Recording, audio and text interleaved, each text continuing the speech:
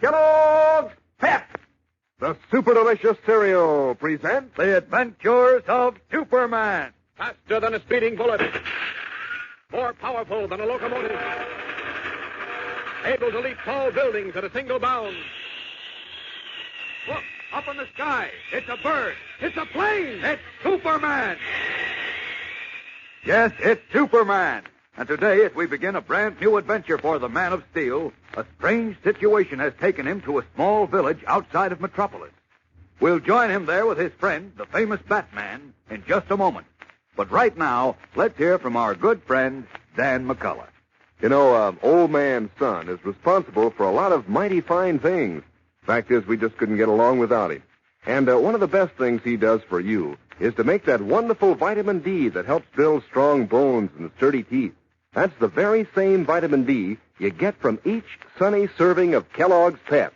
Actually, your day's need of vitamin D makes Pep extra good for you. Your mom knows that. And this super delicious whole wheat flake cereal is so doggone crisp and golden and fresh that, well, you feel like eating lots of it. What's more, the more Kellogg's Pep your family eats, the more comic buttons you get to add to your collection. Maybe a new comic strip character like Moon Mullins or Lillums or Superman himself. Maybe a duplicate so that you can have even more fun trading with your pals. And do you feel proud when you wear your whole collection pinned on your jacket or your dress or cap for everybody to see how many you have? But remember, there's only one way you can get these swell comic buttons. You can't buy them anywhere, and you don't send in any money, not even a box top. All you do is to look inside every package of Kellogg's Pep for your prize. Better plan to eat lots of P-E-P, Pep, made by Kellogg's of Battle Creek. Now, the adventures of Superman. Summoned to police headquarters by Bruce Wayne, otherwise known as Batman, Clark Kent was presented with a puzzling mystery. According to police reports, there had been 3 recent bank robberies in the outskirts of Metropolis, all of them apparently committed by the same person, a man seemingly possessed of superhuman strength. And in each case, the stolen money had been delivered to a different charitable organization. As Kent and Bruce Wayne were talking, a call came in that another bank had been burglarized the night before, and that a passing motorist had seen the thief and reported he had been dressed in a blue costume and red cape similar to Superman's. As we continue now, Kent and Batman in his guise of Bruce Wayne have arrived at the village of Lynn Haven, 43 miles from Metropolis, where the latest burglary was committed. Sheriff Dawson is leading them to the rear of the one-story brick bank building. Listen. I'll show you how the feller got into the bank, but I'm telling you, you won't believe it. Well, here we are. You see that window? Look at that, Kent. The steel bars were wrenched out of their frame. Yes. Well, they probably hooked a steel cable to their car and pulled them out. No, sir. Well, how did they do it then, Sheriff? There was only one feller. The one Doc Trumbull seen running out of here with the satchel dressed up in the masquerade costume. I figured he ripped them bars out with just his hand. Nonsense. They're solid steel bars, and they were anchored in concrete. Why, it would take Superman here. I mean it would take a man of superhuman strength to do that. Well, this here fella's got a heap of strength, Mr. Wayne. I figure he's the same one who broke into the banks in Glen Forest, Hightown, and Thomasfield. He yanked the bars off a window in Glen Forest just like he done here, and he pulled 2 steel doors clean off of their hinges in Hightown and Thomasfield. No, I can't believe it. Well, why do you say he did it with just his hands, Sheriff? On account of there wasn't no marks on them windows or doors. None of the bars were sawed, and none of the doors were jimmied. And no explosive was used either. Why, you could see somebody just laid to and ripped them off. He could have used a cable. I tell you he didn't. On account of he couldn't have used no cable on the vault door. What do you mean? Well, come on into the bank. All right. I'll show you. Never in all my born days did I ever see anything like it. Now, here's the vault room. Ain't no windows down here, and only the one set of steps to get down and up from the main floor. So how could the feller hook up any steel cables and run them outside to a car? It ain't possible. Well, where's the vault you say he opened? It's right around this turn, Bruce. That's right. Well, how'd you know, Mr. Kent? How? Oh, Great Jupiter. Look, Kent. This big steel vault door was wrenched open. The door hasn't been cut and it hasn't been drilled. That means no explosive was used. Of course there wasn't. I tell you, this Superman feller done it with just his own strength. Makes me shiver just to think of a crook that strong running around loose. And there's only one man strong enough to rip this vault door open, and he's no crook. Thanks, Bruce. Hey, wait a minute. Better not touch the door yet. There may be fingerprints on it. I imagine it's already been dusted for fingerprints. Right, Sheriff? That's right, young feller. The only prints on it was the cashier's, the president of the bank, Mr. Hoffman, and Joe the porter. Joe's a wingy little fellow, and apart from Mr. Hoffman and the cashier not being big, strong fellas either... They know the combination of the vault. That's right. Say, you two think mighty quick. Look, Sheriff, your report said a Dr. Trumbull, I believe, saw somebody leaving the bank last night. That's right. Doc seen the feller run out with a satchel, which must have had the money in it. Well, why didn't he chase him? Oh, he couldn't. Doc had Mrs. Sawyer in the car. You see, she had appendicitis, and he was taking her to the hospital. Oh, I see. Also, he says this feller got away awful fast. Just like he was there 1 minute and gone up and smoked the next. What? You mean he just vanished into thin air? Yep, that's just about the size of it. Where can we see Dr. Trumbull, Sheriff? Oh, no, let's see. It's 11:30. Doc ought to be getting home for lunch about this time. I'll take you over there. Well, nice of you to go to all this trouble, Sheriff. Yes, it certainly is. Oh, it ain't no trouble at all. Maybe you'll give me a big write-up in your newspaper, Mr. Kent. If you do, it might help me some come the election next June. I won't mind too much if you want to take some pictures of me either. This man you saw leaving the bank last night, Dr. Trumbull, can you describe him to us? Why, yes, Mr. Kent. I got a pretty good look at him. He came around from the rear of the bank just as I turned out of Elm into Main Street. My headlights were right on him. What did he look like? He was a pretty big fellow, well built. How big? Why, I'd say he was just about your height, Mr. Kent. Come to think of it, he was just about your build, too. What time was this, Doctor? Early this morning, about 1:15. Did you get a look at the man's face? No, he was wearing a mask.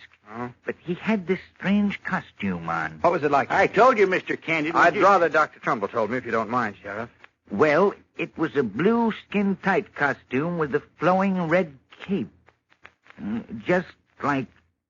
Yes? Well, like the costume Superman wears. Yeah, but I can't make myself believe it was Superman. He's always been on the side of law and order.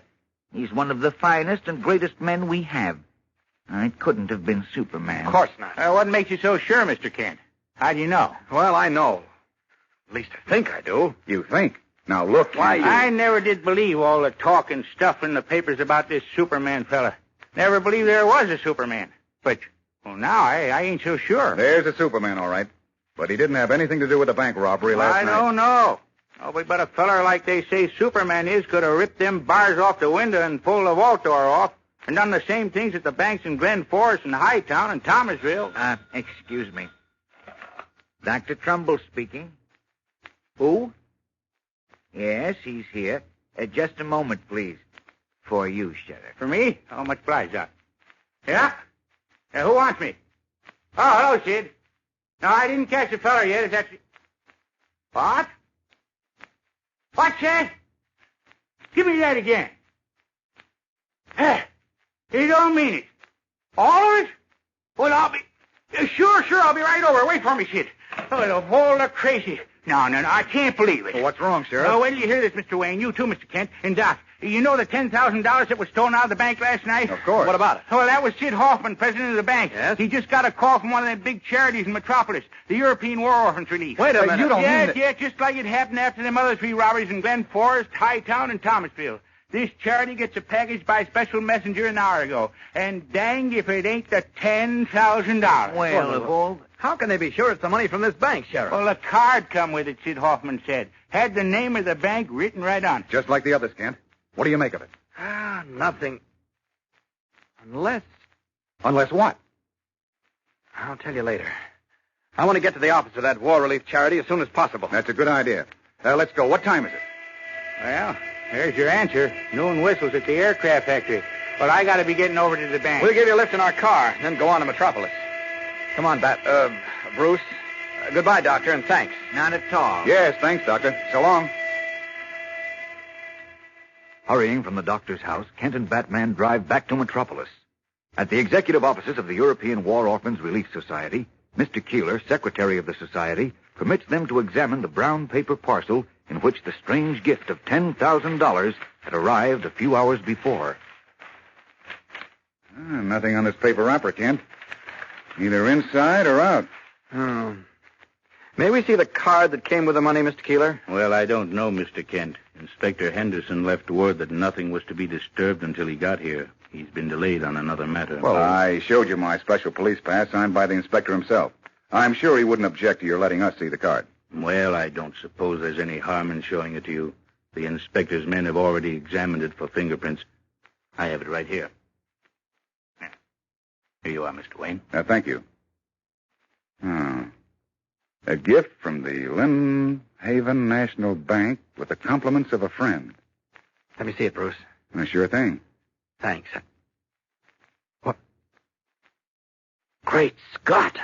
What's the matter, Kent? You're pale as a ghost. Kent, what's the matter? Pale and trembling, Clark Kent stares at the card in his hand. Why has it shocked him so? What has happened? We'll return in a moment for the amazing climax of today's episode. But first, here again is your announcer. You know, most everybody finds it pretty tough sometimes to get up in the morning, the first time Mother calls. But I know a young fellow who beats his mother to the kitchen nowadays because he always wants to make sure there's Kellogg's Pep for breakfast, and because he wants to be on hand every time Mom opens a new package of Pep to get a new comic button for his collection. Yes, sir, these nifty comic buttons are real eye-openers. Full comic strip colors, bright red and blue and black on a gleaming white enamel background. And the pictures of your favorite funny paper characters are drawn clear and sharp, so they stand out like anything. Why, you'd know them anywhere. Moon Mullins and Winnie Winkle and Superman and all the others. You see, there are 18 different buttons in this series. 18 different funny sheet friends to collect. Boy, it's a load of fun. And they're so easy to get. You don't send in any money for these exciting comic buttons, and you can't buy them anywhere. All you do is ask Mom to keep you supplied with plenty of that super delicious whole wheat flake cereal, Kellogg's Pep. There's an exclusive prize in every package of P-E-P, Pep, made by Kellogg's, the greatest name in cereals. Now, back to the adventures of Superman. At the executive offices of the European War Orphans Relief Society, Clark Kent and Bruce Wayne, who is really the famous Batman, was shown the card enclosed with the stolen bank money. Suddenly paling, Kent led Wayne a few feet away, out of earshot of the society secretary. Wayne is demanding... What's come over you, Kent? You're pale as a ghost and you're trembling. This card. The inscription on it. What about it? It's in my handwriting. His eyes literally popping from his head. Batman stares at Clark Kent in open-mouthed amazement. What does this mean? How could Kent have possibly written the card enclosed with the money stolen from the Lynn Haven Bank? Fellows and girls, there's thrilling mystery and excitement in our new story, different from anything you've heard before. So don't miss a single episode of it. Tune in tomorrow and every day, Monday through Friday, same time, same station, and listen to The Adventures of Superman. Faster than a speeding bullet. More powerful than a locomotive.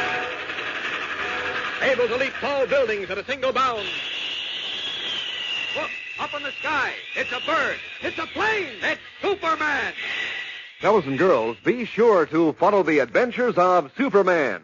Brought to you every day, Monday through Friday, same time, same station, by the grand old Kellogg Company of Battle Creek. Superman is also a copyrighted feature appearing in Superman DC publications. Say, gang, you'll get a bang out of this.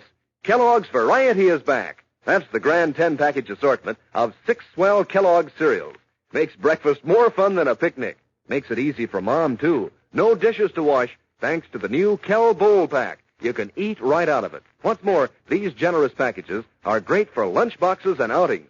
So ask Mom to hurry and get Kellogg's Variety at the grocer's her very first chance. And be sure to be with us tomorrow for the thrilling adventures of Superman. This is the Mutual Broadcasting System. Kellogg's Pep, the super delicious cereal, presents The Adventures of Superman. Faster than a speeding bullet.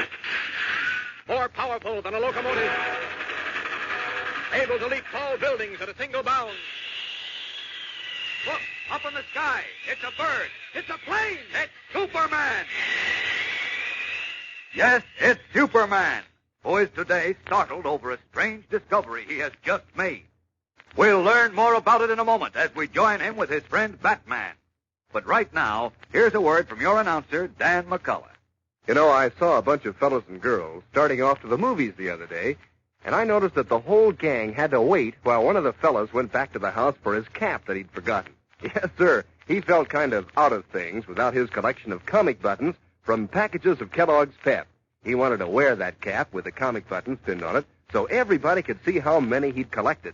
And he has a right to be proud of them. They're so doggone slick-looking, and the colors stand out so bright and sharp that, well, those pictures of your favorite comic strip characters are something to show off. Take K.O., for instance, with his black derby tilted over one eye and his bright red sweater. Why, he'll hand you a laugh anytime. Or Winnie Winkle with her smooth, long bob. Or Superman himself. Boy, he's mighty handsome in his bright red and blue outfit and red Superman insignia. So better get busy, gang. Collect all 18 of these swell comic buttons. Ask Mom today to get you plenty of that super delicious whole wheat flake cereal, Kellogg's Pep. That's the only way you can get these exclusive prizes. You don't send in any money, not even a box top.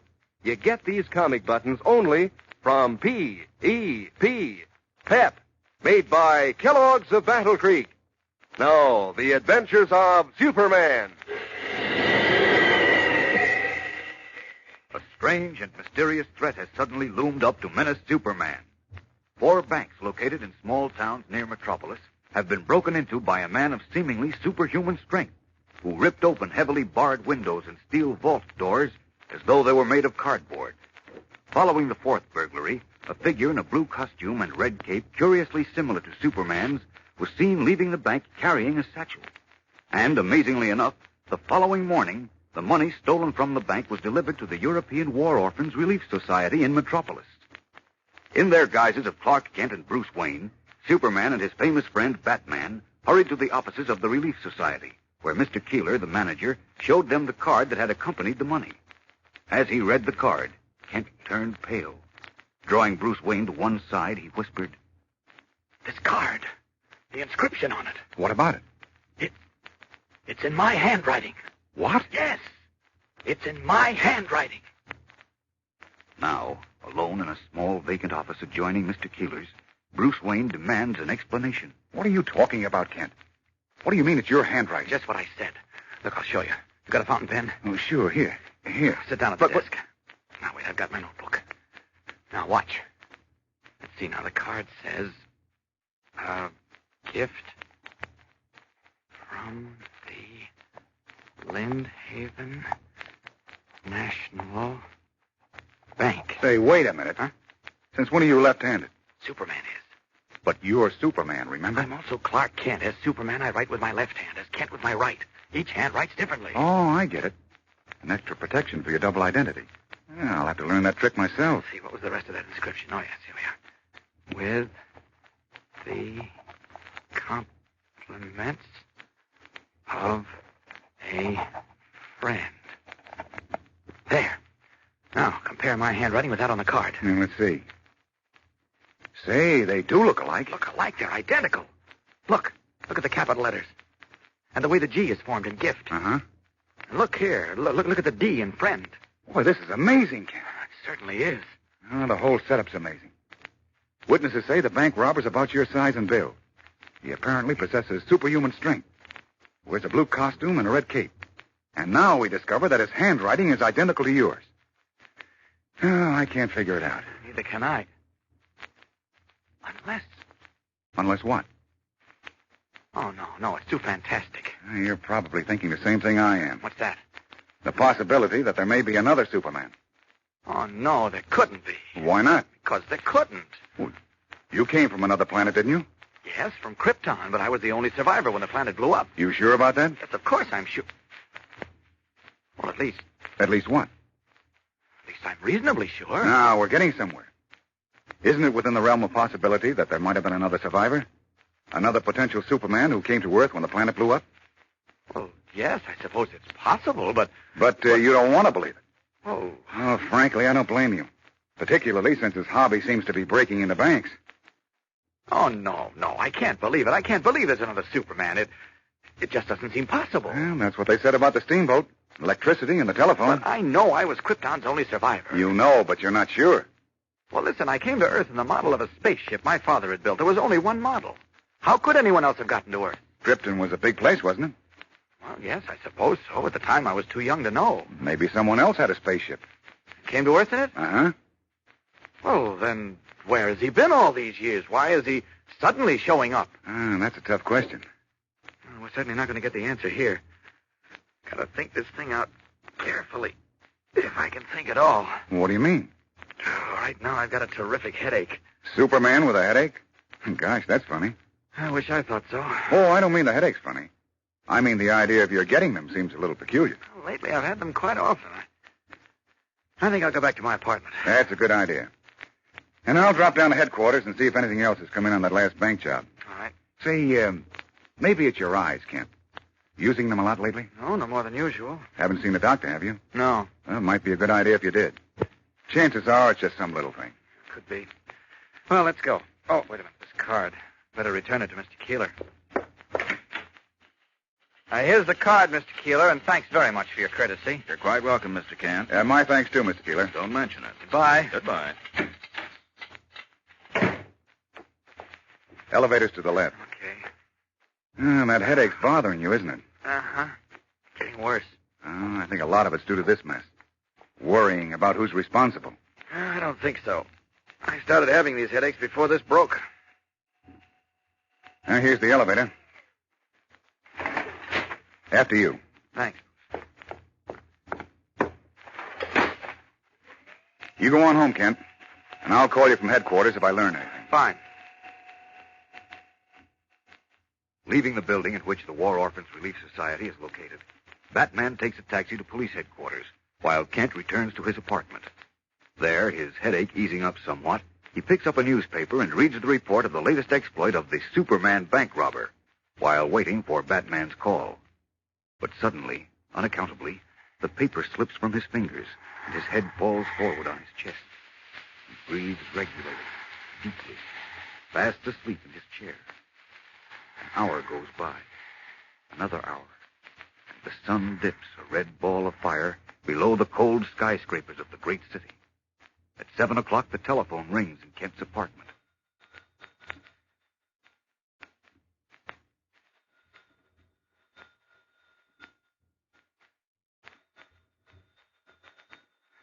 It rings again and again, then for a time stops. At 7:30, it rings once more, but remains unanswered. Throughout the evening, it rings at intervals, and finally, when the hands of the mantel clock in the dark room point to 5 minutes before midnight, the shrilling clamor of the phone is stilled as a hand reaches out and picks up the instrument. Hello? Kent? Yes? This is Bruce Wayne. Oh, hello, Bruce. Where the dickens have you been? I've been ringing you steadily for the past half hour. Oh, I've been right here, Bruce. Hey, it's dark. What time is it? Almost midnight. Listen, Kent. What? You mean I've been asleep in my chair for 6 hours? How do I know where you've been? Now listen to me. But it's impossible. I just never dozed off like this before. Will you stop interrupting and listen? Our friend did it again. What?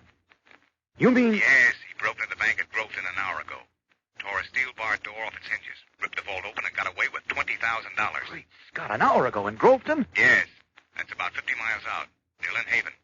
I was thinking if we got there fast... We'll get out there plenty fast. Where are you? At police headquarters. Well, rush down to the parking lot in back of it. I'll pick you up in less than a minute. Step on it now. I'll be waiting for you. Oh. I do a thing like that out of these clothes. What made me fall asleep like that? Only I'd been awake when Batman called before. Just don't understand it. There we are. All set. Now, up with this window. Out! And away! Leaping from his apartment window, Superman streaks through the night sky to the parking lot behind police headquarters, where Batman awaits him. We'll return in a moment for the startling climax of today's episode. But first, here again is your announcer. You know, gang, this business of collecting comic buttons from packages of Kellogg's Pep is one game where the girls have just as much chance to win out as the fellas. Fact is, I know some girls who've collected more buttons than their brothers have. Of course, the fellas won't stand for that very long. No, sir, they'll get busy, too, and have a load of fun with it. Take swapping duplicates, for instance. Here's how it works. Suppose you have 2 comic buttons with Orphan Annie's picture on them, but you don't have a Superman button. So you just scout around and find out which one of your pals needs Orphan Annie and has a Superman to swap. And while you're about it, it's a good time to compare notes on how many different comic buttons your friends have collected, too, to make sure that you're not left behind. Because it's going to be a mighty fine day when you've collected all 18 different buttons in the series. And these nifty comic buttons are so easy to get. You don't send in any money, not even a box stop. Fact is, you can't buy them anywhere. All you do is to make sure Mom gets you plenty of that super delicious whole wheat flake cereal, Kellogg's Pep. Inside every package, there's your exclusive prize. Remember, that's P-E-P, Pep, made by Kellogg's, the greatest name in cereals. Now, back to the adventures of Superman. Carrying Batman, Superman rocketed from Metropolis to the village of Groveton, 50 miles away, where the latest amazing bank robbery had taken place little more than an hour before. As we join them now, once more in their guises of Clark Kent and Bruce Wayne, they are examining the heavy steel-bolted door which had been torn from its hinges at the entrance to the bank. A deputy police officer stands guard within the now brightly illuminated bank building, while nearby a group of excited villagers are gathered about a shrill-voiced man and woman. Sure, Sam, it was right here. We were coming home from the quarters after Mr. Sam, I said. I swear to heaven I've seen you. You're right, Sarah. No doubt of it, Kent. The same man who did the other bank jobs pulled this one. Just look at that steel door.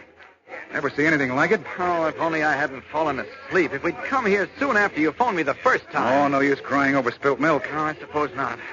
I can't understand how I fell asleep. I've seen it with my own eyes. So did Sam. Didn't you, Sam? You hear that, Kent? Sure did. That woman saw our man. Yes, come on over there. You know, he was dressed in a blue costume and a red cape. He was flying. That's what he was, like a bird. 1 minute he was in front of this bank. Next minute he was up in the air, What? flying off. That's what he was doing, flying Great off. Scott! He was just flying off. Stunned, Clark Kent and Bruce Wayne hear the man and woman describe how the bank robber, wearing a costume and cape similar to Superman's, had leaped high into the air and flown away. What can this mean? Has Superman been wrong all these years in believing that he is the only living creature possessed of superhuman powers? Is there another? Fellows and girls, the most baffling and exciting mystery in which the Man of Steel has ever been involved continues tomorrow. So don't miss it. Tune in, same time, same station, and listen to The Adventures of Superman. Faster than a speeding bullet. More powerful than a locomotive. Able to leap tall buildings at a single bound. Look, up in the sky. It's a bird. It's a plane. It's Superman. Fellows and girls, be sure to follow The Adventures of Superman. Brought to you every day, Monday through Friday, same time, same station, by the grand old Kellogg Company of Battle Creek. Superman is also a copyrighted feature appearing in Superman DC publications. Say, gang, here's some razzle-dazzle news to flash to Mom. Kellogg's Variety is back. So now, everybody at the breakfast table can have the Kellogg cereal he likes best.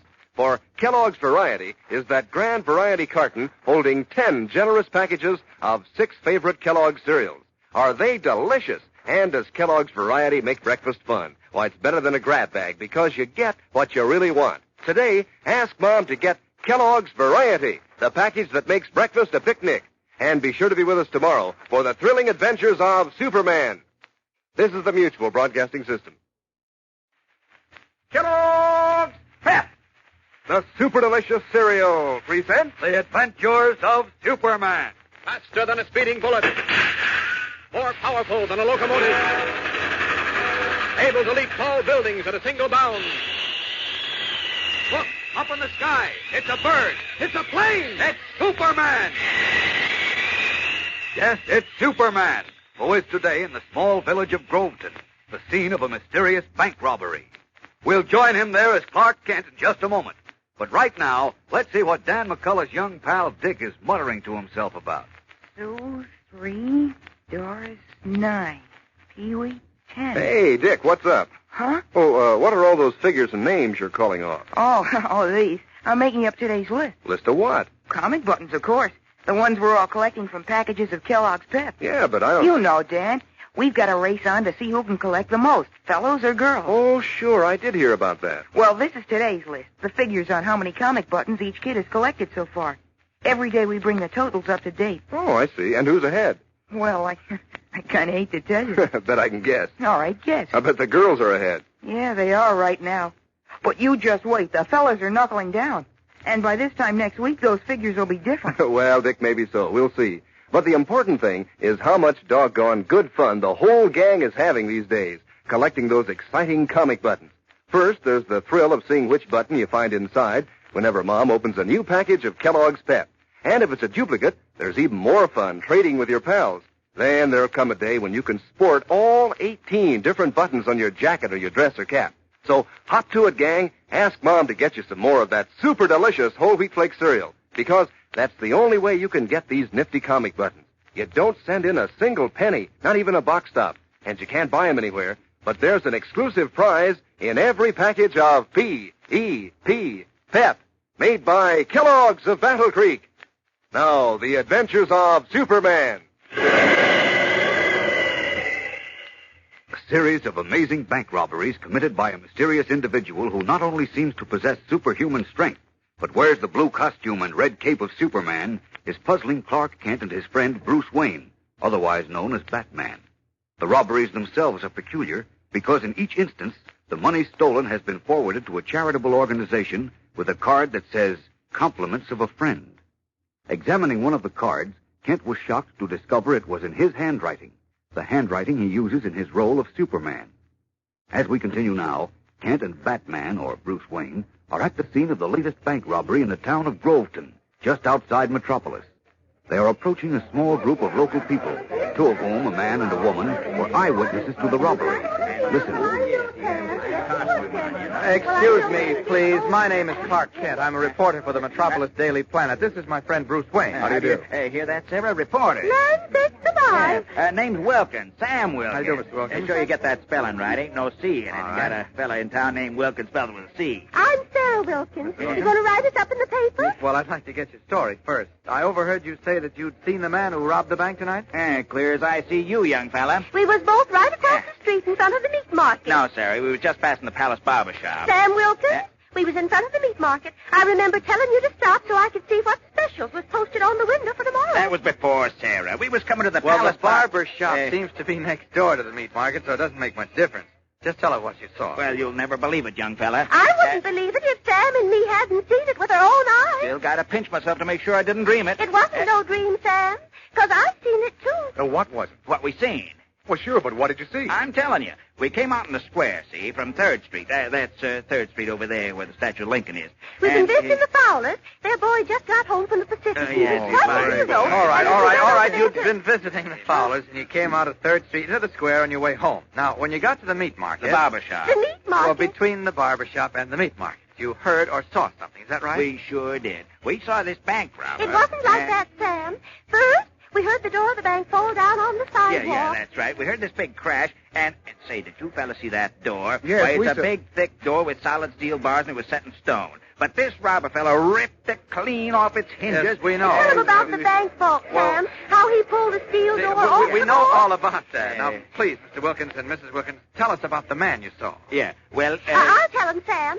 After we heard this loud noise... that was the door falling down. We looked across the street, and there was this big man running out of the bank. Yeah. He had a satchel in his hand. Had the money from the bank in it. Of course. He was a big man, you say? The biggest man I ever saw. He must have been 8 feet tall. Oh, no, he wasn't, Sarah. He was pretty tall and well-built, but, well, I wouldn't say he was any bigger than Mr.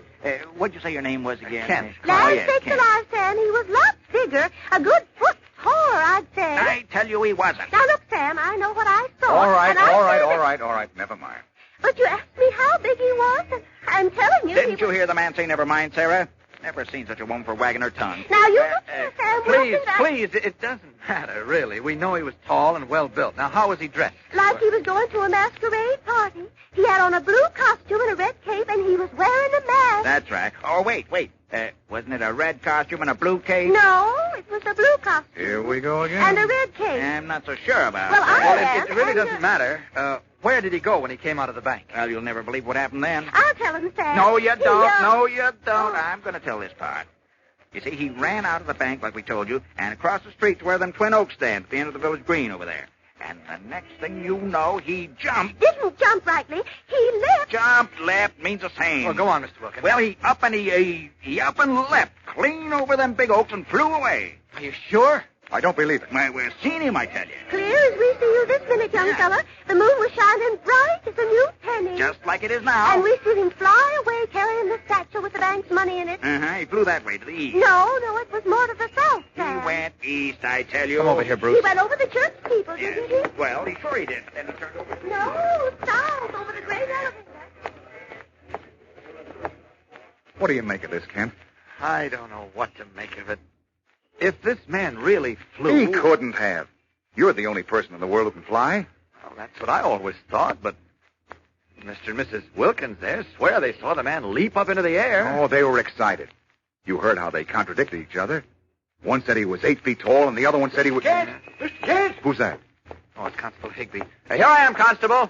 Promise to tell me if they found out anything else. Just got a phone call from Chief Roberts over to Benson City. Oh? Fella came down there. The bank robber? Yeah, showed up with the money. You mean they caught him? I ain't sure whether they caught him or not. The connection was kind of bad.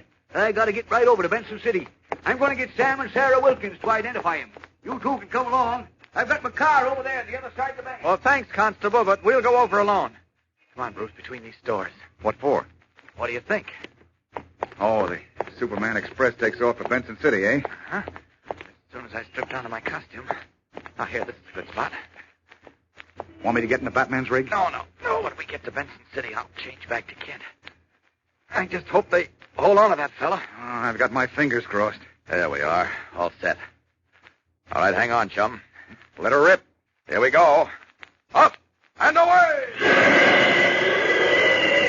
Leaping from the shadowed street with Bruce Wayne clinging to his shoulders, Superman streaks through the dark sky to Benson City, 33 miles away. A few minutes later, once more in his guise and garb of Clark Kent, he and Wayne are in the office of Police Chief Morris, where they are introduced to Mrs. Green, a clear-eyed, gray-haired woman. Mrs. Green is the matron of the old people's home, Mr. Kent. That's 1.5 miles north of here. That's where this Superman bank robber came down. Why do you keep calling him the Superman bank robber, Chief? Well, Mr. Wayne, I never heard of anyone else who could fly. And that fellow seems to have superhuman strength. Just the same, he isn't Oh, Superman. never mind that, Bruce. Would you mind if Mrs. Green told us exactly what happened, Chief? Sure, why not? You mind telling it again, Mrs. Green? Not at all.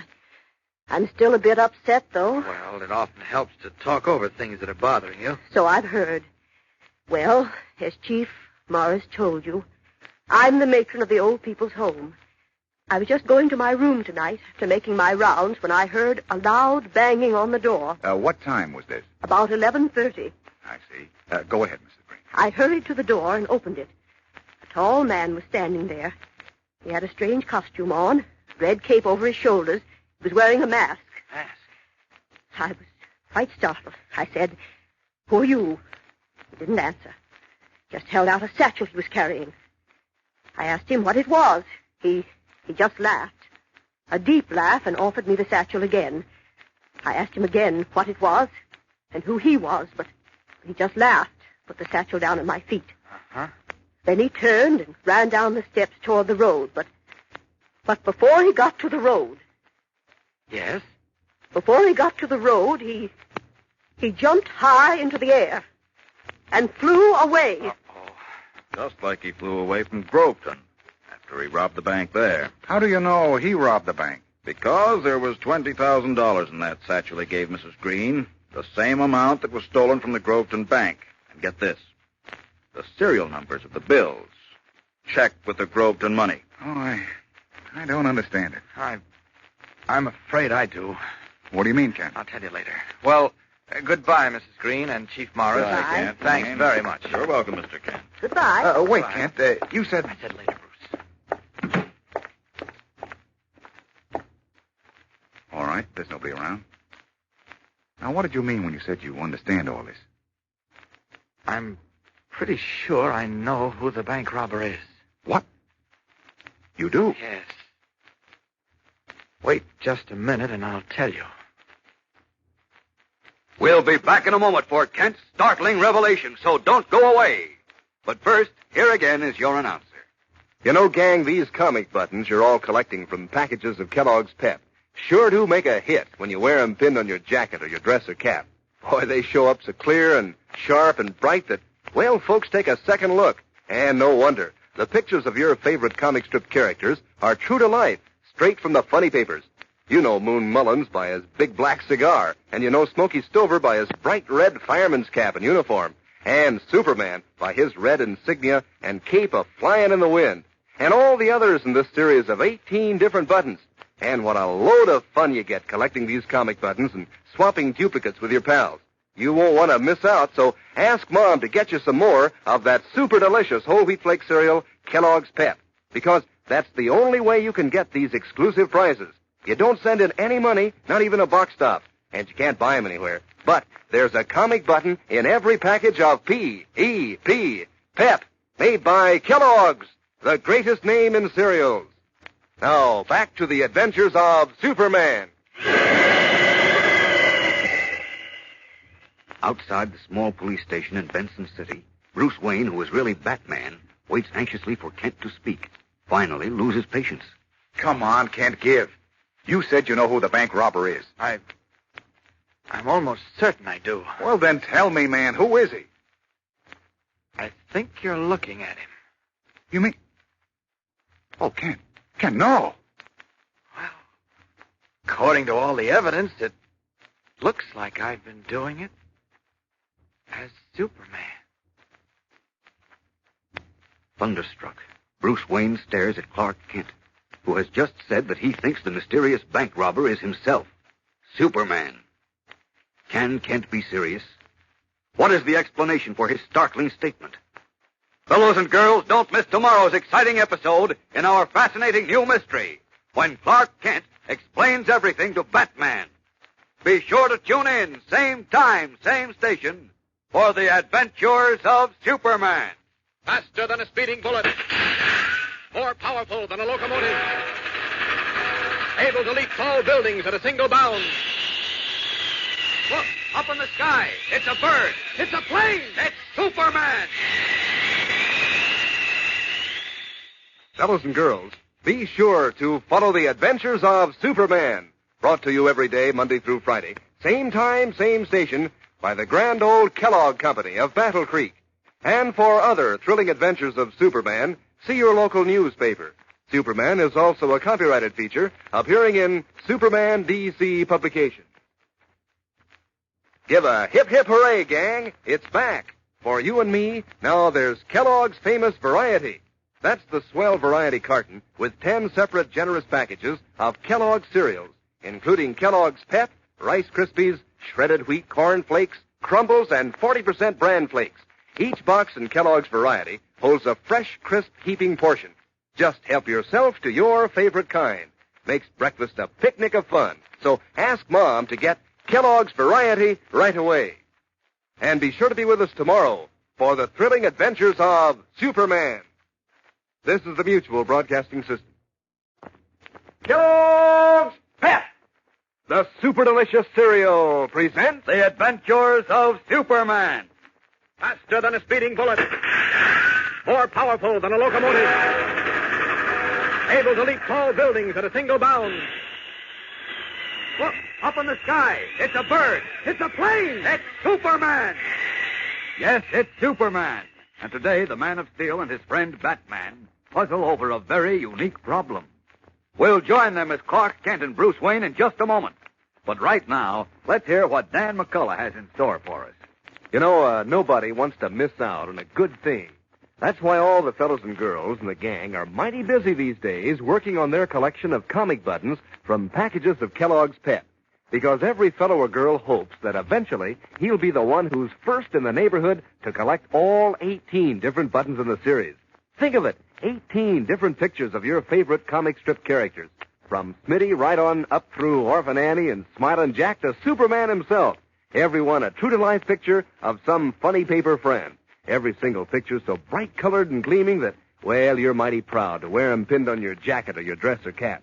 And, of course, you'd feel kind of out of things if you're not trading duplicates the way all your friends are, because that's the swell fun.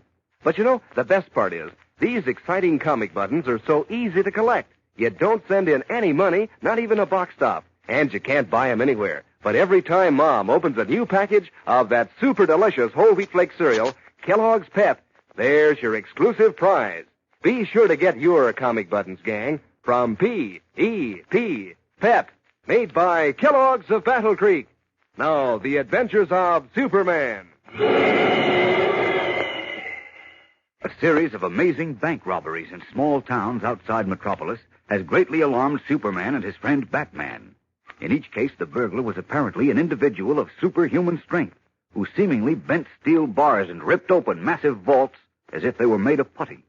And then, after he had escaped safely, sent all the stolen money to charity. Several witnesses testified that the strange burglar wore a blue costume and red cape similar to Superman's, and that he had left the scene by leaping into the air and soaring away like some great bird. As we continue now, outside the small police station at Benson City, some 60 miles from Metropolis, Clark Kent has just startled Bruce Wayne, also known as Batman, with an amazing statement. As Wayne stares open-mouthed, Kent repeats the statement. I'm afraid I'm the mysterious bank robber. What? Yes, after all the evidence we've heard, what else can I think? Oh, look, pal, this is no time for jokes. Unfortunately, it's not a joke. You see, Bruce, Hold it. We can't talk here. Too many people around. Come on. Now, there's a diner across the street. Now, pull yourself together. Maybe I ought to give myself up. Oh, stop raving. I'm not raving. The trouble is... Save it till we're inside. All right. Oh, good. No customers. We can have some privacy. Take that booth on the corner. Okay. Would you mind turning the radio down a little, Mac? I'll shut it off, Jack. Thanks. Sit down, Ken. All right. You still think I'm joking, don't you, Bruce? You must be. Well, I'm not. Look, Ken, you're up against one of the toughest problems of your life. You've got to plan a sensible course of action. Well, I don't see what I can do except give myself up to the police. After all, stop it. You know the answer to this as well as I do. And the answer isn't you. It must be. Oh, nonsense. Let me, gents. I'll have scrambled eggs and bacon, buttered toast, and a glass of milk. How about you, Ken? No, nothing, thanks. I'm not hungry. Double that order. No, I don't... Put it on the fire, Mac. Okay. Look, You can't starve yourself, Ken. You're going to need all your strength when you meet up with that other Superman. That other what? Don't look so surprised. You know what I'm talking about. You still think there's another Superman? I don't think anymore. I know. Several people saw him fly. They all can't be crazy. There must be another one. But I tell you, there isn't. There can't be. I was the only survivor when the planet Krypton exploded. To the best of your knowledge, you were. Look, Kent, let's face facts. There has to be another Superman. But there's no other way to explain it. Yes, there is. All right, how? Well, all I can think of is maybe I'm the one who's been breaking into those banks as Superman. I really believe you're serious. Well, of course I am. But how can you possibly think that... Well, that you... Wait a minute now, wait a minute. Relax, I'll explain. You remember yesterday when I had a splitting headache and had to go home? Yes. Remember I fell asleep in my chair and slept for hours until you woke me around midnight? Now, go on. I never had a headache in my life, Bruce. And I never fell asleep in my chair either, till a few weeks ago. It was just after my experience with the Atom Man and the cyclotron when I was exposed to atomic energy. What are you driving at, Kent? Just this. In the past few weeks, I've had frequent headaches, and I've often caught myself dozing or wandering around in sort of a haze.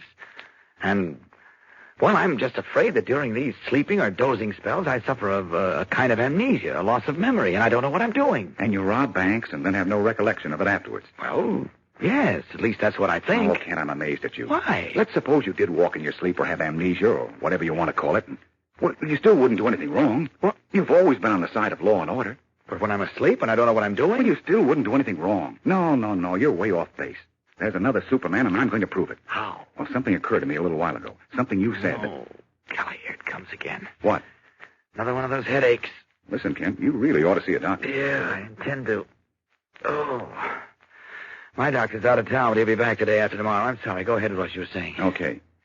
When you took your notebook out before, I noticed a map on the inside cover. Oh, yes, it's a state map. Well, that's what I want. Let me see it. Sure. What for? Here, I'll show you. Okay. Here you are.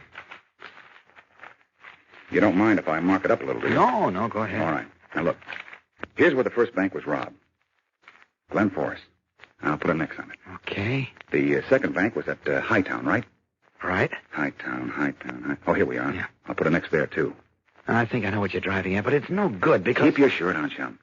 The third job was at, let's see now. Thomasville. Here it is down here. Oh, yes. But you're wasting your time. No, I'm not. The fourth robbery was at Lynn Haven. There it is over there. Uh-huh. There, right there. Bacon and eggs coming up. Just set them down on the table, please. Okay. Then, Groveton, right, Kent? Right. It's southwest of your last mark.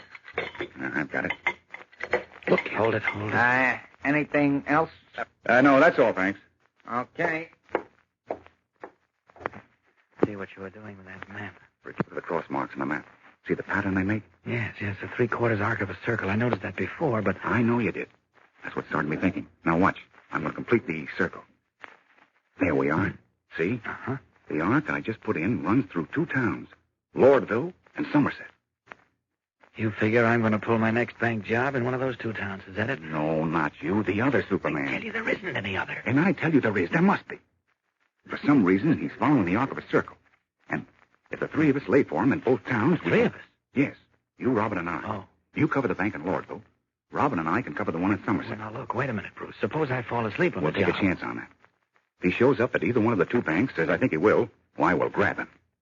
Well, with all due respect to you, Batman, if he is another Superman, as you seem to think, I'm afraid you and Robin won't be much of a match for him. I thought of that. We'll carry a walkie-talkie radio, and so will you. Now, Lordville and Somerset are only 20-odd miles apart. If he shows up at Somerset, we'll call you, and you can get over in a hurry. Hey, maybe you've got something there at that. If he doesn't show up at Lordville or Somerset, but shows up some other place, then we'll know I'm not the mysterious bank robber. Exactly. Now, come on. Let's eat and get going. Okay. We've got a lot to do today. The last 3 robberies have taken place on succeeding nights. And unless I miss my guess, we're going to meet our Superman friend tonight. Eagerly, Clark Kent and Bruce Wayne, who in reality are Superman and Batman, make detailed plans to trap the mysterious superhuman bank robber that night.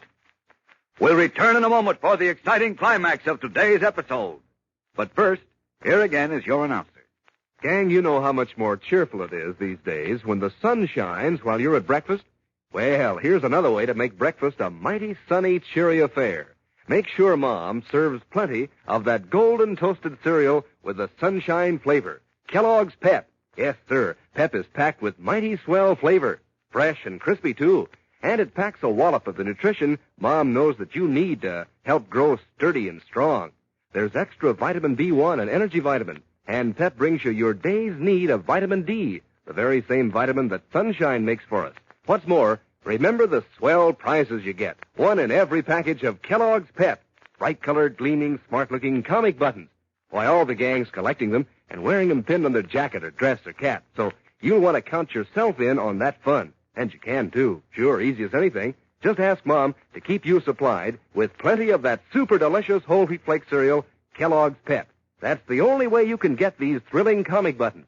You don't send in any money, not even a box top. And you can't buy them anywhere. But you'll find your exclusive prize in every package of P.E.P. Pep, made by Kellogg's, the greatest name in cereals. Now, back to the adventures of Superman. It is now late at night. Batman and Robin, wearing their costumes and hooded masks, are crouched in the dark doorway of a store. Across the deserted moonlit street is the 1-story brick building of the Somerset National Bank. Strapped to Robin's back is a portable walkie-talkie radio. No call from Superman yet. I guess that means our bird hasn't shown up at Lordville. I guess not, Robin. What's that? Take it easy, take it easy. It's just the town clock. Oh. Say, it just struck once. Once for 1 o'clock. Catch on? I'll figure it out on my adding machine sometime. But look, according to the police reports, this fella always does his bank-busting job between 11 and 12:30. And now it's 1. Well, maybe he was delayed. Or maybe he's taking a night off. I don't think so. Listen, do you really think there is another Superman? I'm convinced there is. Well, golly, if there is and he comes here tonight, we're going to have one sweet job on our hands. You're not kidding, Robin.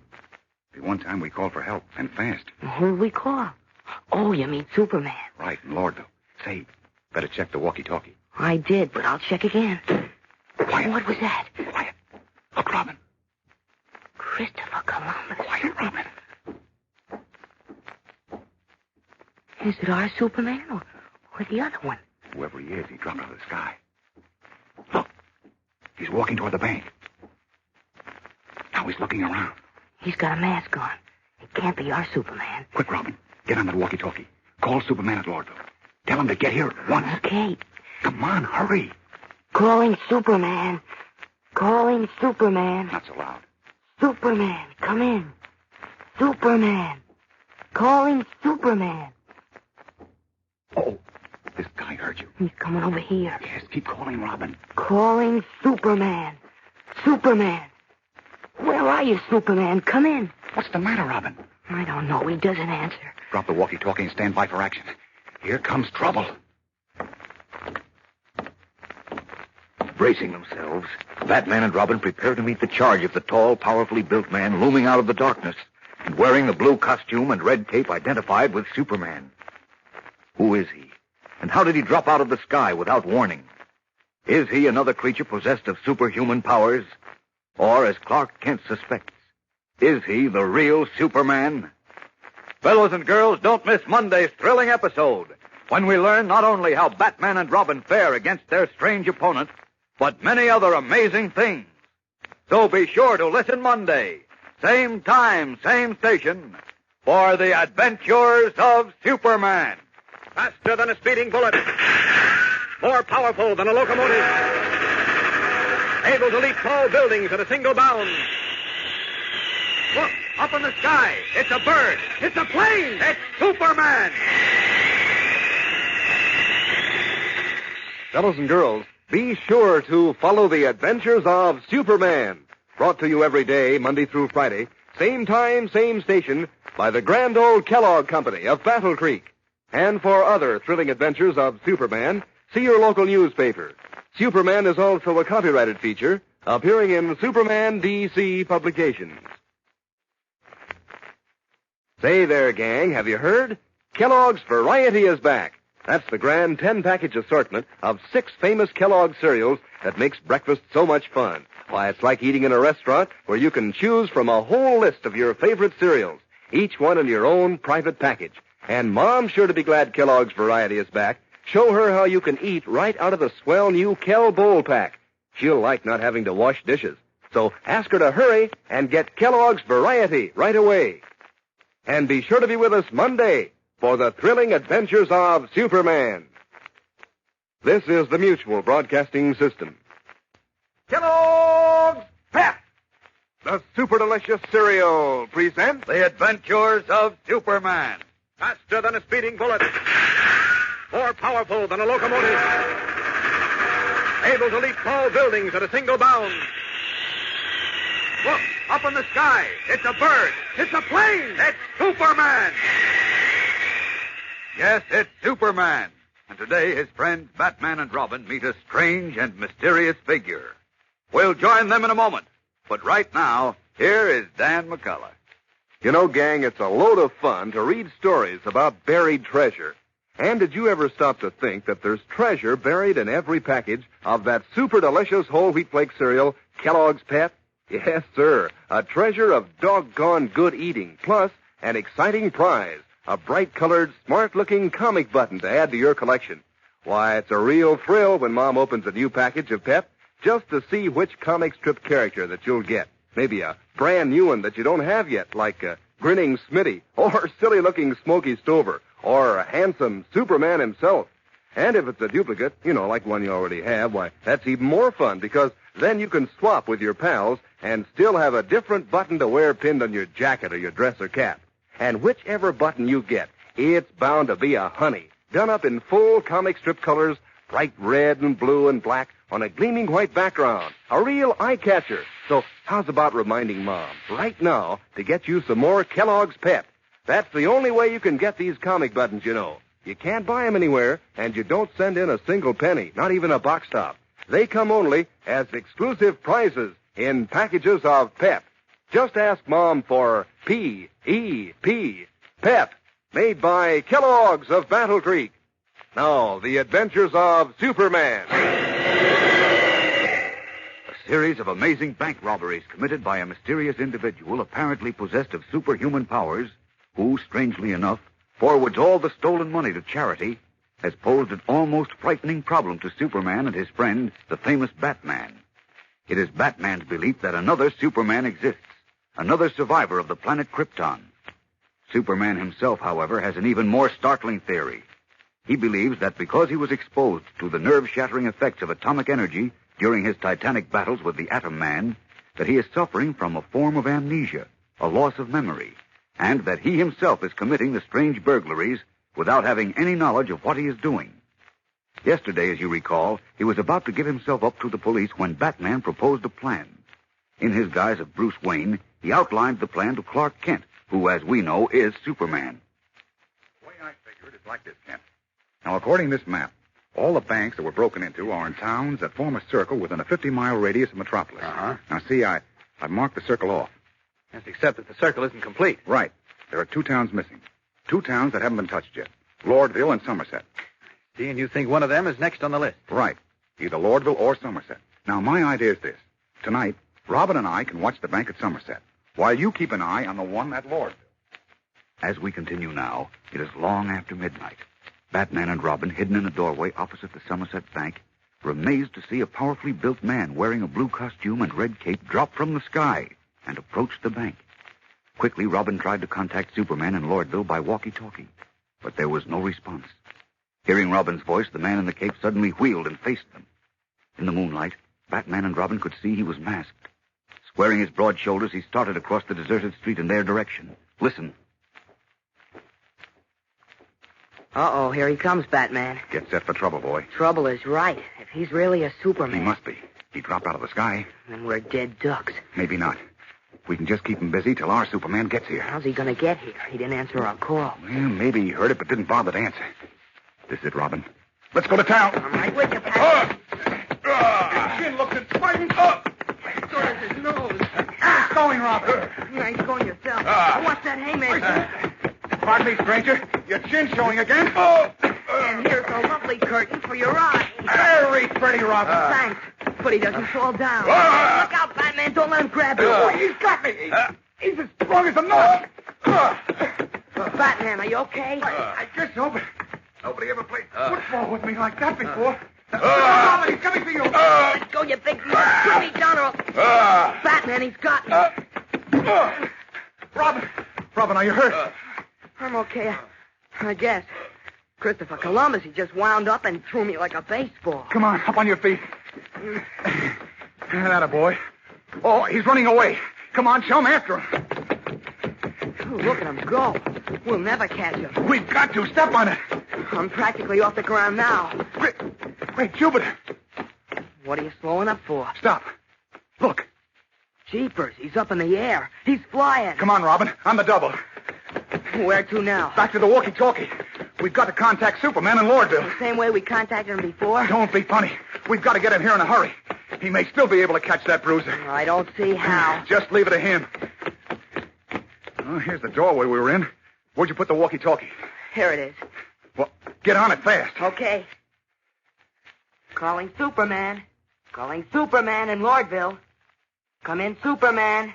Come in. I hope he answers this time. Any luck? Not yet. Superman. Calling Superman. Batman and Robin calling Superman. Come in, please. Oh, why doesn't he answer? Maybe he's not there. Of course he's there. Try it again. Calling Superman. Calling Superman. Come in, Superman. Come in. No soap, huh? No soap. Okay. Let's go. Where to? We'll drive over to Lordville. Get in. Well, at least we learned something. We learned there is another Superman.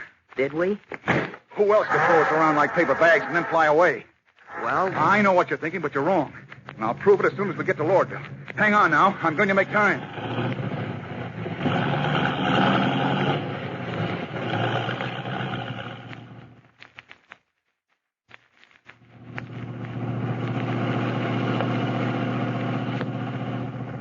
See that sign, Robin? Yep. We're in Lordville. There's the bank. All right, brace yourself. Out we go. Looks as deserted around here as it was in Somerset. Well, it's almost 2 in the morning. Now, where's Superman? I don't see him. He's probably around the side of the bank, or in back. Come on. Wouldn't you think they'd have a watchman around here or a policeman? Oh, they rarely do in small towns like this, Robin. The constable makes the rounds every hour or so, if it isn't too cold out. I still don't see Superman. Well, he must be around somewhere. Where? Superman! Hey, Superman! You see him? No, but if he's here, how come he doesn't see us? I don't know. Maybe he's behind the bank. I've got a feeling... Hey, wait. Here's the end of the building. He's not back here. Yeah, that's strange. Superman! Where are you? No answer. He's not here. I don't understand it. Something's wrong, Robin. Something's very wrong. Puzzled and confused, Batman and Robin stand at the rear of the bank building, peering into the darkness. What has happened to Superman? We'll return in a moment to find out. But first, here again is your announcer. It's a pretty sure thing whenever you see several fellows and girls together nowadays that they're talking about those nifty comic buttons all the gang's collecting from packages of Kellogg's Pep. Maybe they're comparing notes on how many buttons they've collected, or maybe trading duplicates with each other. Probably both, because swapping is one way that you're sure to get a different button to add to the others pinned on your jacket or your dress or cap. Now, here's how it works. Suppose you have the Harold Teen button, and you get another one when Mom opens a new package of Pep, and one of your pals has 2 Superman buttons. Well, you trade off, and you've got both a new, different comic button to add to your collection. Boy, that's swell fun, isn't it? And'll you be proud someday when you can sport all 18 different buttons in the series. Boy, you'll really feel like strutting around. So hop to it, gang. Better ask Mom to get you some more of that super delicious whole wheat flake cereal, Kellogg's Pep. That's how you get these exclusive prizes, you know. You don't send in any money, not even a box top. Fact is, you can't buy them anywhere. But you'll find a bright-colored, gleaming comic button in every package of P.E.P. Pep, made by Kellogg's, the greatest name in cereals.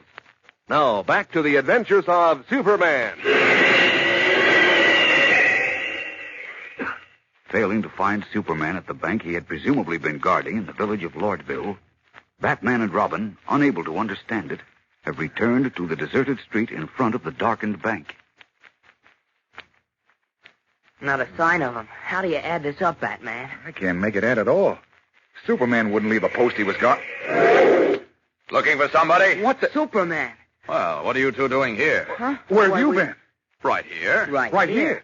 Well, except for the last minute or two. I caught a glimpse of something up in the sky, something I couldn't make out, and I went up to investigate. You say the last minute or two? Yes. See, there wasn't a sign of life for miles around, so I thought it was perfectly safe to have a look at whatever was up there. Funny thing, I lost it, though. Then I thought I saw it again, but I happened to look down, and I saw you two, so down I came to find out what was wrong. Why did you leave Somerset? To get you. The other Superman showed up. What? That's right. At least we think it was another Superman. Of course it was. It had to be if Superman was right here all the time. Wait a minute. Tell me about this. Well, just after 1 o'clock. That's just a little less than an hour ago. Right. Uh-huh. Robin and I were in a doorway across from the Somerset Bank. I see. All of a sudden, a man in a blue costume and a red cape dropped out of the sky and landed in front of the bank. Out of the sky? That's right. He heard Robin calling you on the walkie-talkie and came for us. We tangled with him and got tossed around like a couple of beanbags. And then he ran away. Well, we started to chase him, but he leaped up into the air and he disappeared. Oh, why didn't you call me? Well, I just told you. That's how we came to tangle with him. You see, he heard Robin trying to raise you. Oh, now, wait a minute. That's impossible. Nobody called me. Oh, no? I practically went hoarse calling you. What? When we first spotted the guy and then after he flew away. You say this was about 1 o'clock? Well, we'll call it 1-5. 1-5. Well, I was right here, and the walkie-talkie was on my back, just as it is now. Oh, now, wait a minute. What? Maybe it's out of order. Well, we can find out easily enough. All right, good idea. Ours in the back of the car. You stay where you are. Right. I'll call you from the car. Okay. All right, come on, Robin. We'll move back a little more. Okay. That's better. All right, anytime you're ready, Batman. I'm ready now. Go ahead, then. Calling Superman. It worked.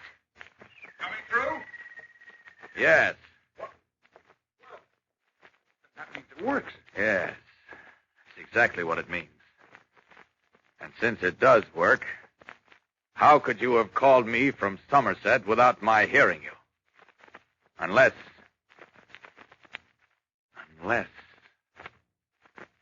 Once again, the same frightening thought passes through Superman's troubled mind.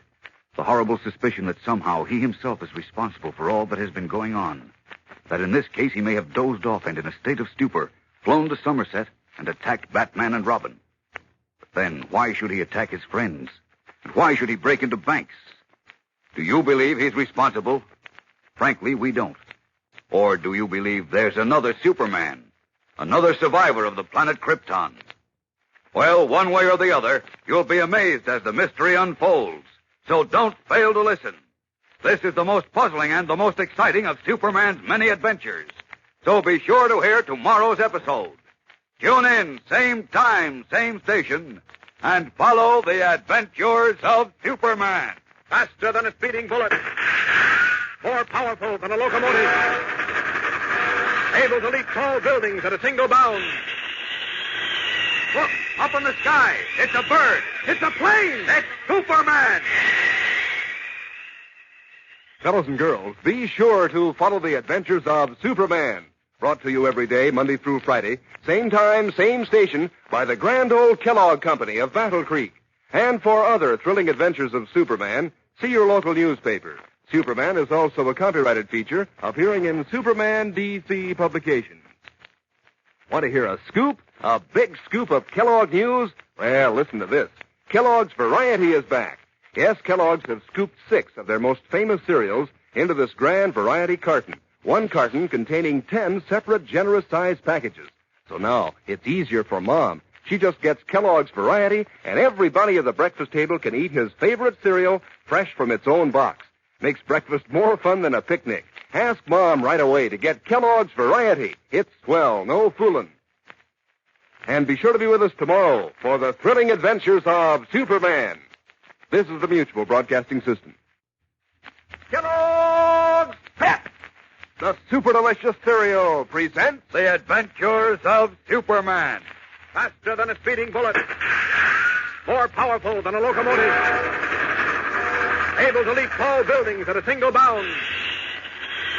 Look, up in the sky. It's a bird. It's a plane. It's Superman. Yes, it's Superman, strange visitor from another planet who came to Earth with powers and abilities far beyond those of mortal men.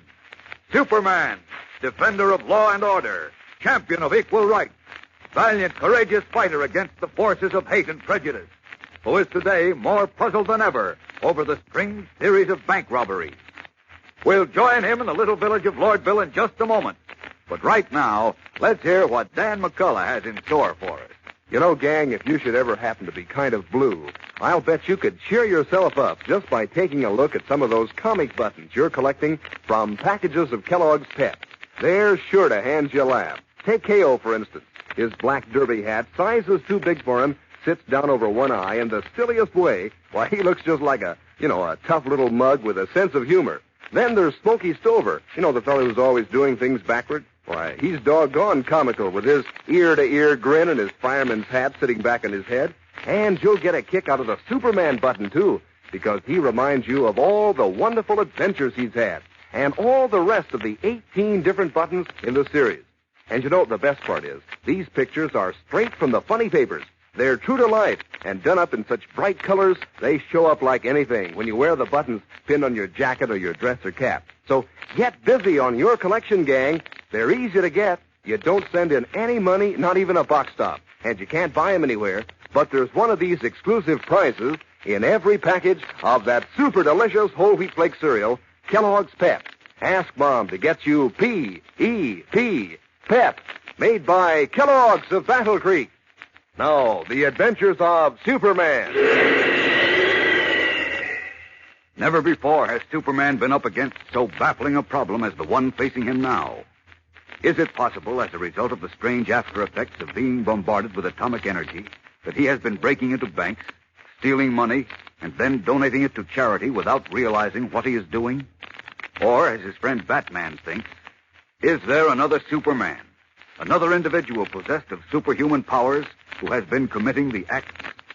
In a desperate effort to solve the problem, Superman and Batman charted the course of the strange bank robberies and discovered that they followed a circular path through small towns in the vicinity of Metropolis. The next two towns on the arc of the circle were Lordville and Somerset. And while Superman set himself to watch the Lordville bank, Batman and Robin stationed themselves in Somerset. Late at night, a masked figure dropped out of the sky in Somerset, garbed in a blue costume and red cape. As Robin tried unsuccessfully to contact Superman by walkie-talkie radio, the man attacked our two friends, then leaped into the air and disappeared. Batman and Robin hurried to Lordville, where Superman said he had not received the SOS call on his walkie-talkie. A test, however, proved that the radio was in working order. And as we continue now, from the dark street in front of the Lordville Bank, Superman says, Nothing wrong with the walkie-talkie, so why didn't I hear Robin calling me? You're sure you were here all the time? Every minute, Batman. Gosh, I can't figure it out. Neither can I. Unless what? Unless you were asleep when we tried to call you. I wasn't. Well, how do you know? You said you've often dropped off to sleep without warning since you were exposed to atomic energy. Well, yes, but I wasn't... Well, that's what must have happened tonight.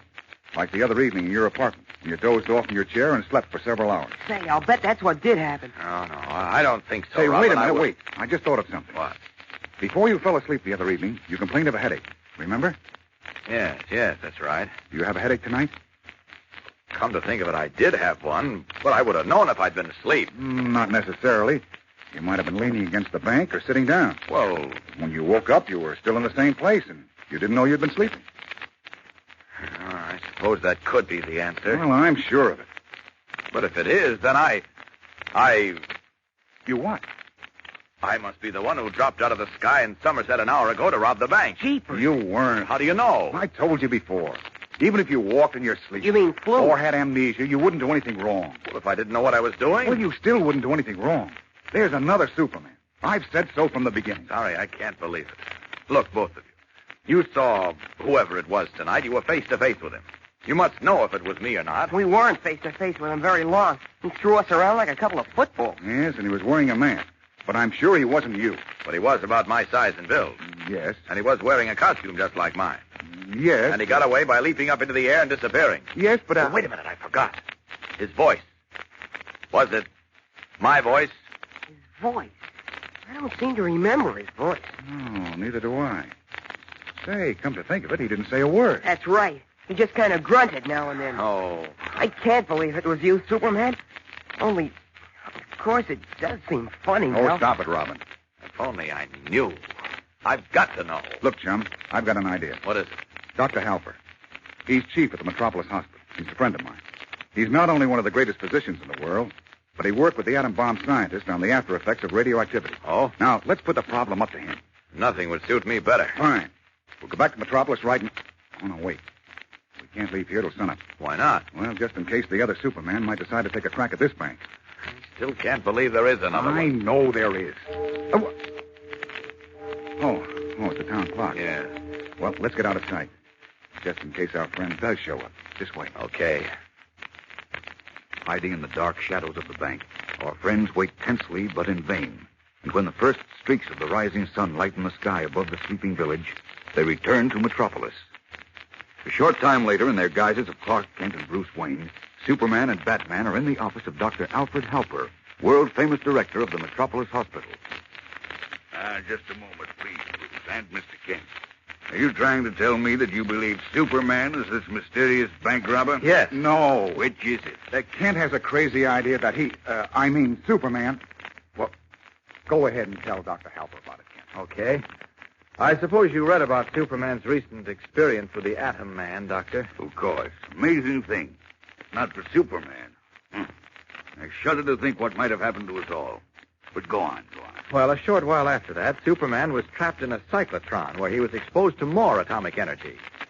I happen to know that since then he's been getting headaches and even dropping off to sleep at odd times. He has? How do you know that? I know. Take my word for it. Now, it's my theory that during these sleeping spells, when he doesn't know what he's doing, he breaks into banks. And when he wakes up, he has no recollection of what he did. Oh, you're all wet. Wait a minute, Bruce. Why do you say that, Mr. Kent? Well, because several people saw the man leap into the air and disappear. Only Superman can do that. And only he can bend solid steel bars and rip open heavy barred doors and vaults. All the other Superman can evidently do it, too. I just don't believe there is another, Bruce. There must. Just a moment, please. I don't know if Bruce's theory is correct, but I'm sure that yours is incorrect, Mr. Kent. Oh, why? For two reasons. In the first place, I don't believe that Superman could have these periods of forgetfulness which we call amnesia. Neither do I. But he was exposed to the terrible power of atomic energy, Doctor. Couldn't that have brought it on? Not with Superman. But even if it were possible, which I don't believe, he certainly wouldn't commit any criminal act. There, you hear that, Kent? Yes, I hear it, but I'd like to know why Dr. Halper is so certain. Because Superman, as everyone knows, is thoroughly honest and upright. He fights for law and order. Well, that's true, but Such a person wouldn't commit a dishonest act, even if he'd been hypnotized. Now, that's a proven medical fact. But he gives all the stolen money to charity. Stealing is an antisocial act, a crime, regardless of what's done with the stolen goods. Robin Hood stole from the rich to help the poor, but he was still a thief. Isn't that right? Right. Of course. That's why I say Superman couldn't have done it.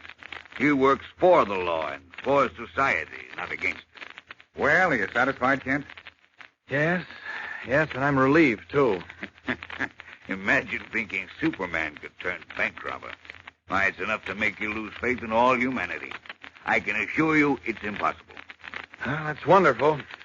Gee, I don't know how to tell you how grateful I am, Doctor. I'm glad I could be of service. Incidentally, Bruce's theory that there may be another Superman is very interesting. We'll have more to tell you on that later. I hope. Well, we've got to rush now. Many thanks, Doc. All right, come on, Kent. All right, thanks again, Dr. Halper. You're quite welcome. Goodbye. Goodbye. Well, you won't have to give yourself up to the police after all, Kent. Oh, it certainly takes a load off my mind, I must say. But somehow I just can't believe it. Oh, now, wait a minute. Halper knows his stuff. And you said you did believe. Oh, I believe I'm not the bank robber, Bruce. Well, then what? I just can't believe there's another Superman. Oh, you're being stubborn. Kent. No, I'm not. It's Only Superman could do the things this fellow's been doing. I realize it looks that way, but... Here, wait, I'll open the door. Oh, thanks. What did you start to say? Well, if there is another Superman, why haven't we heard of him before? Where's he been all these years? I've been wondering about that, too. But we'll find out when we catch him. Something strange about this. Very strange.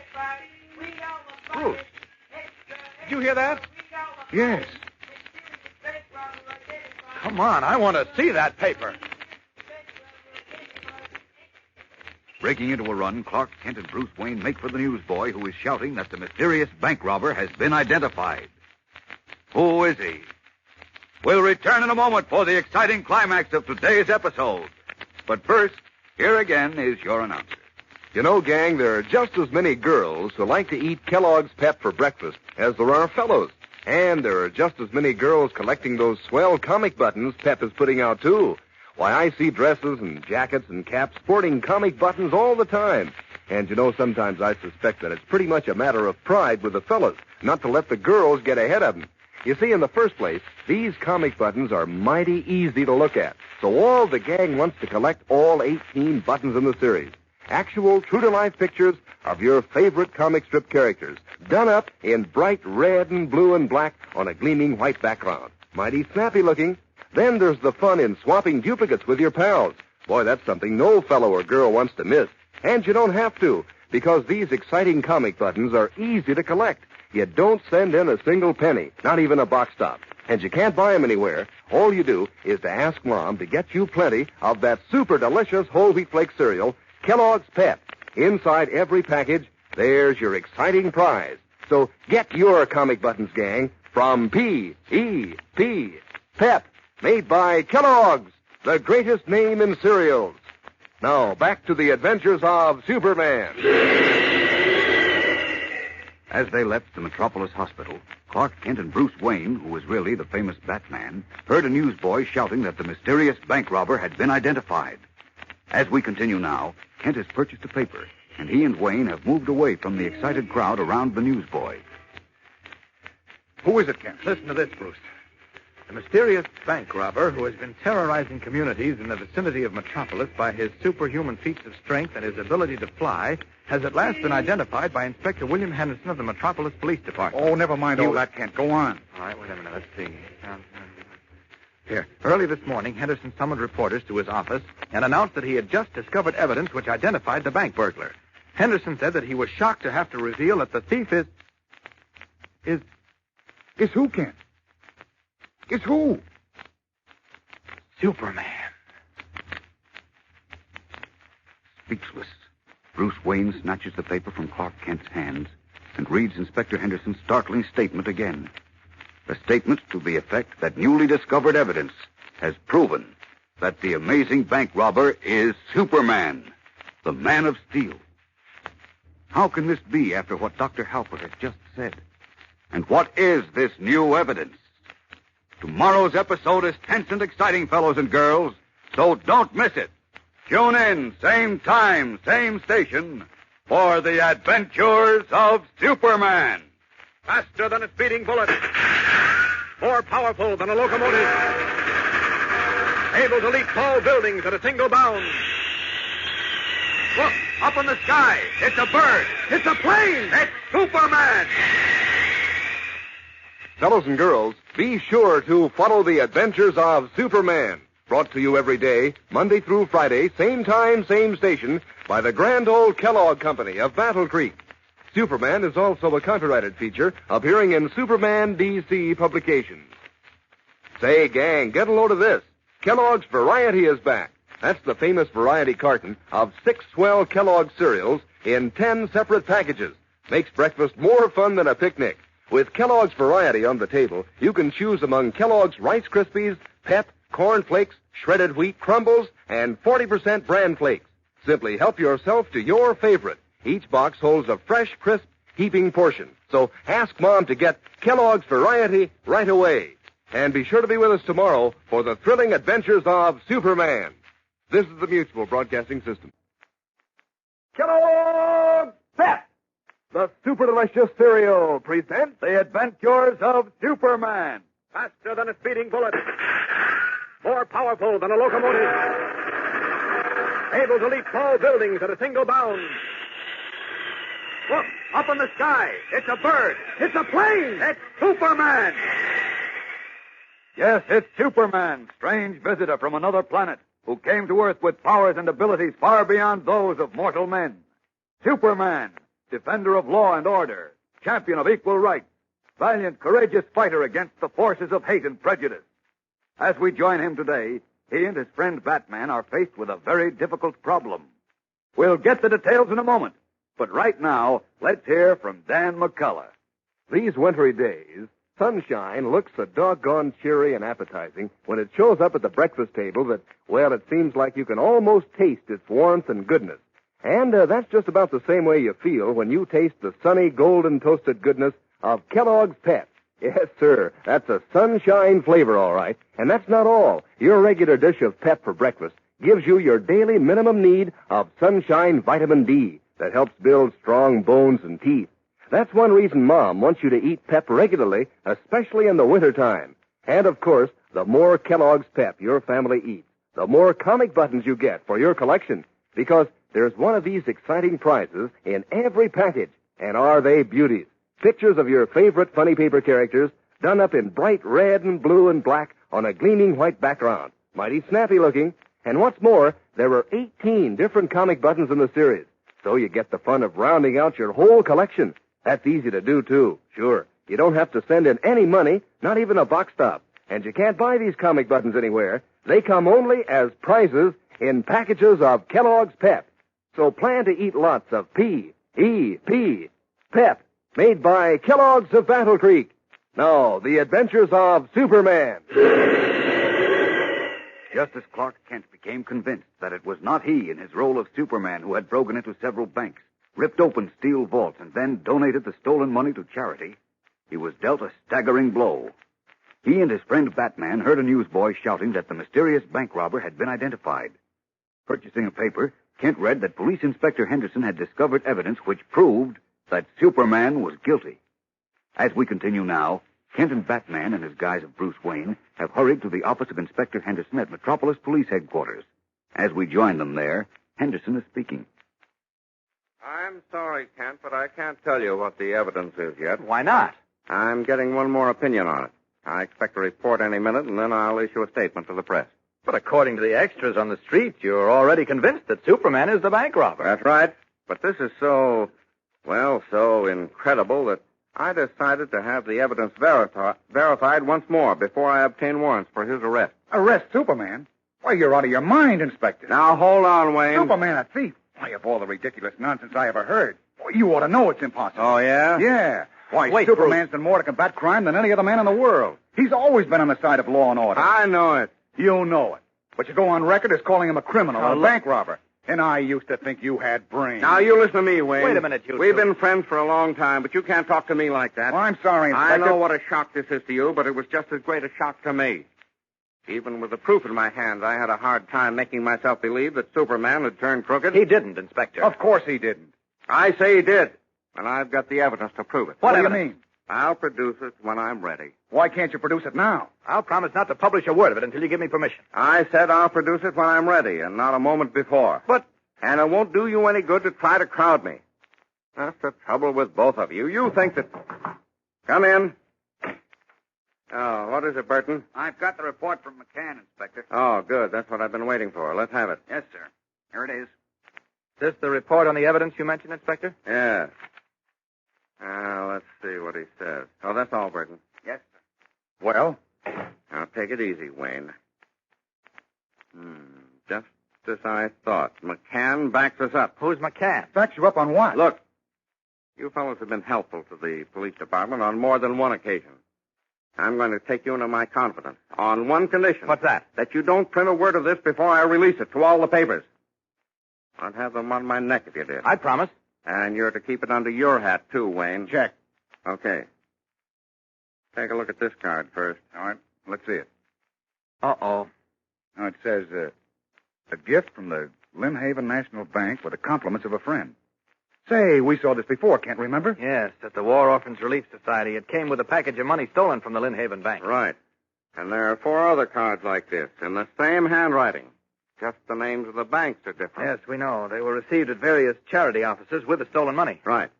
And all 4 cards were obviously written by the bank robber. Well, they might not have been. They came with the stolen money, didn't they? Yes, Well, but... that's enough for me. Now, here. Take a look at this. What is it? I know. It's a piece of notepaper with some writing on it. Hey, let me see it. Compliments and best wishes to Jimmy Olsen from... Go on, read the signature, Wayne. Oh, it's signed Superman. Yes, you bet it is. Superman gave Jim Olsen that autograph some time ago. I was looking around the Daily Planet today. I knew they had some kind of unofficial contact with Superman, and I found this piece of paper hanging over Olsen's desk. Now, compare Superman's handwriting with the handwriting on the cards that came with the stolen money. Why, they look pretty similar. Pretty similar. They're exactly alike. Same man wrote them. And that man is Superman. You're wrong, Inspector. Look at it, Kent. Look at it. I don't have to. I know Superman wrote the autograph for Jim, but I also know he didn't write those cards. Oh, he didn't, eh? No. Well, listen to this. Joe Reiser, the police handwriting expert, says Superman did write the card. Well, you can... And George McCann, another expert we call in sometimes, says the same thing. So what? We could call in a dozen experts, and half of them would probably say he didn't write it. Sure. I've seen plenty of cases where handwriting experts disagree. My 2 experts agree. That's enough for my purposes. Besides, you don't have to be an expert to see that the same man wrote the autograph and the card. It may look that way, but you're wrong, Inspector. Of course you are. How could you possibly believe that Superman would rob banks? Oh, let's not go into that again. I've asked myself the same question 1,000 times. I don't know the answer. He's been giving the stolen money to charity. Maybe he's got some kind of a Robin Hood complex or something. Oh, nonsense. Okay, Wayne, how do you account for the fact that Superman's handwriting matches the writing on the card? I don't know, but... And who else but Superman could rip open steel doors and vaults and then leap up into the air and disappear? Oh, that's easy. Another Superman. Oh, so now there's another Superman. Where's he been all these years? Sitting home, crocheting doilies? Well, I'll admit I don't know that either, but I can tell you... But nothing. There's only one answer.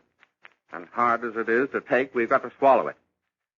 I'm going to call in the reporters now and tell them. No, wait, Inspector. Burton, send in the I'm sorry, Inspector, but you've got to listen to me. Well, of all the...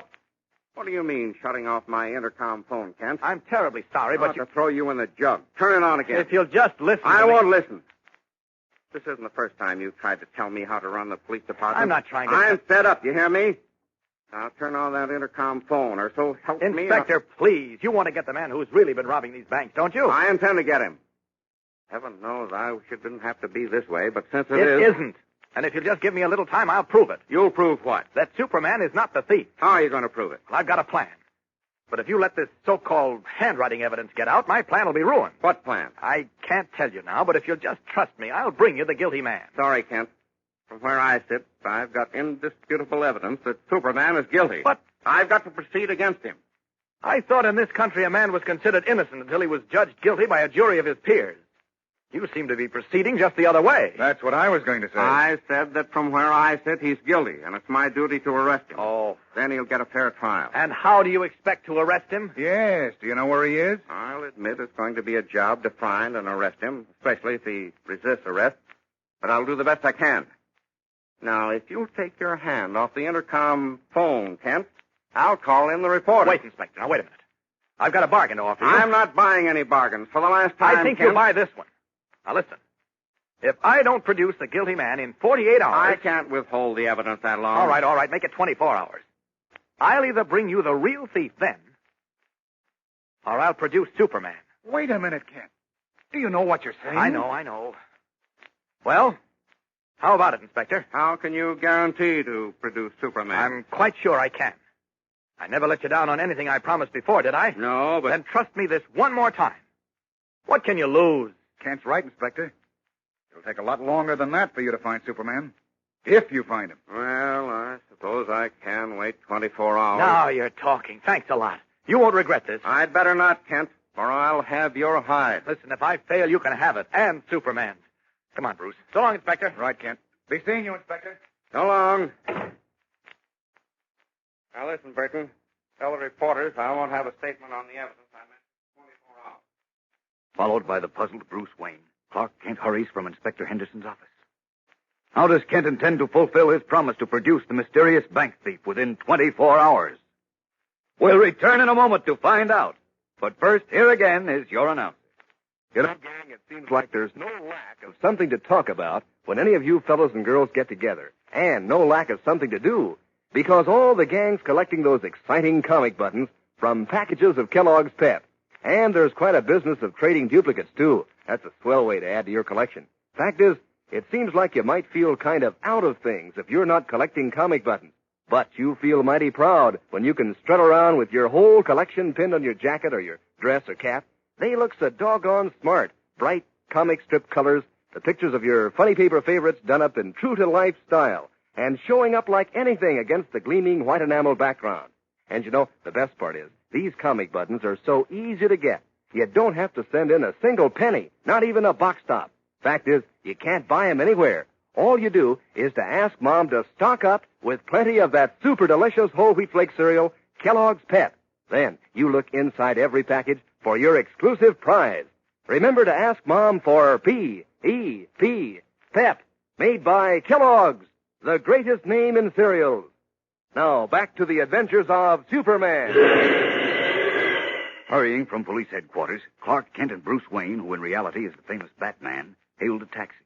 Kent gave the driver a street number, then settled back. Well, that's that. That's what? All you did was stick your neck out, Mr. Kent, promising Henderson to produce the real bank robber within 24 hours or else surrender Superman. Yourself. I know, but I had to, Bruce. If the papers published the handwriting evidence and the public believed Superman was guilty, my plan would be ruined. What do you mean? Look, I'm convinced those bank robberies are part of a gigantic plot against me. I don't get it. Well, I admit it's a little too vague in my own mind yet to explain, but I think I'm beginning to get the drift of it.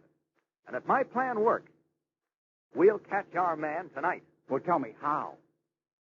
We're going to set a trap, Bruce, and hope that he walks or flies into it. If he doesn't, well, we're licked. And tomorrow, by this time, I'll be behind bars.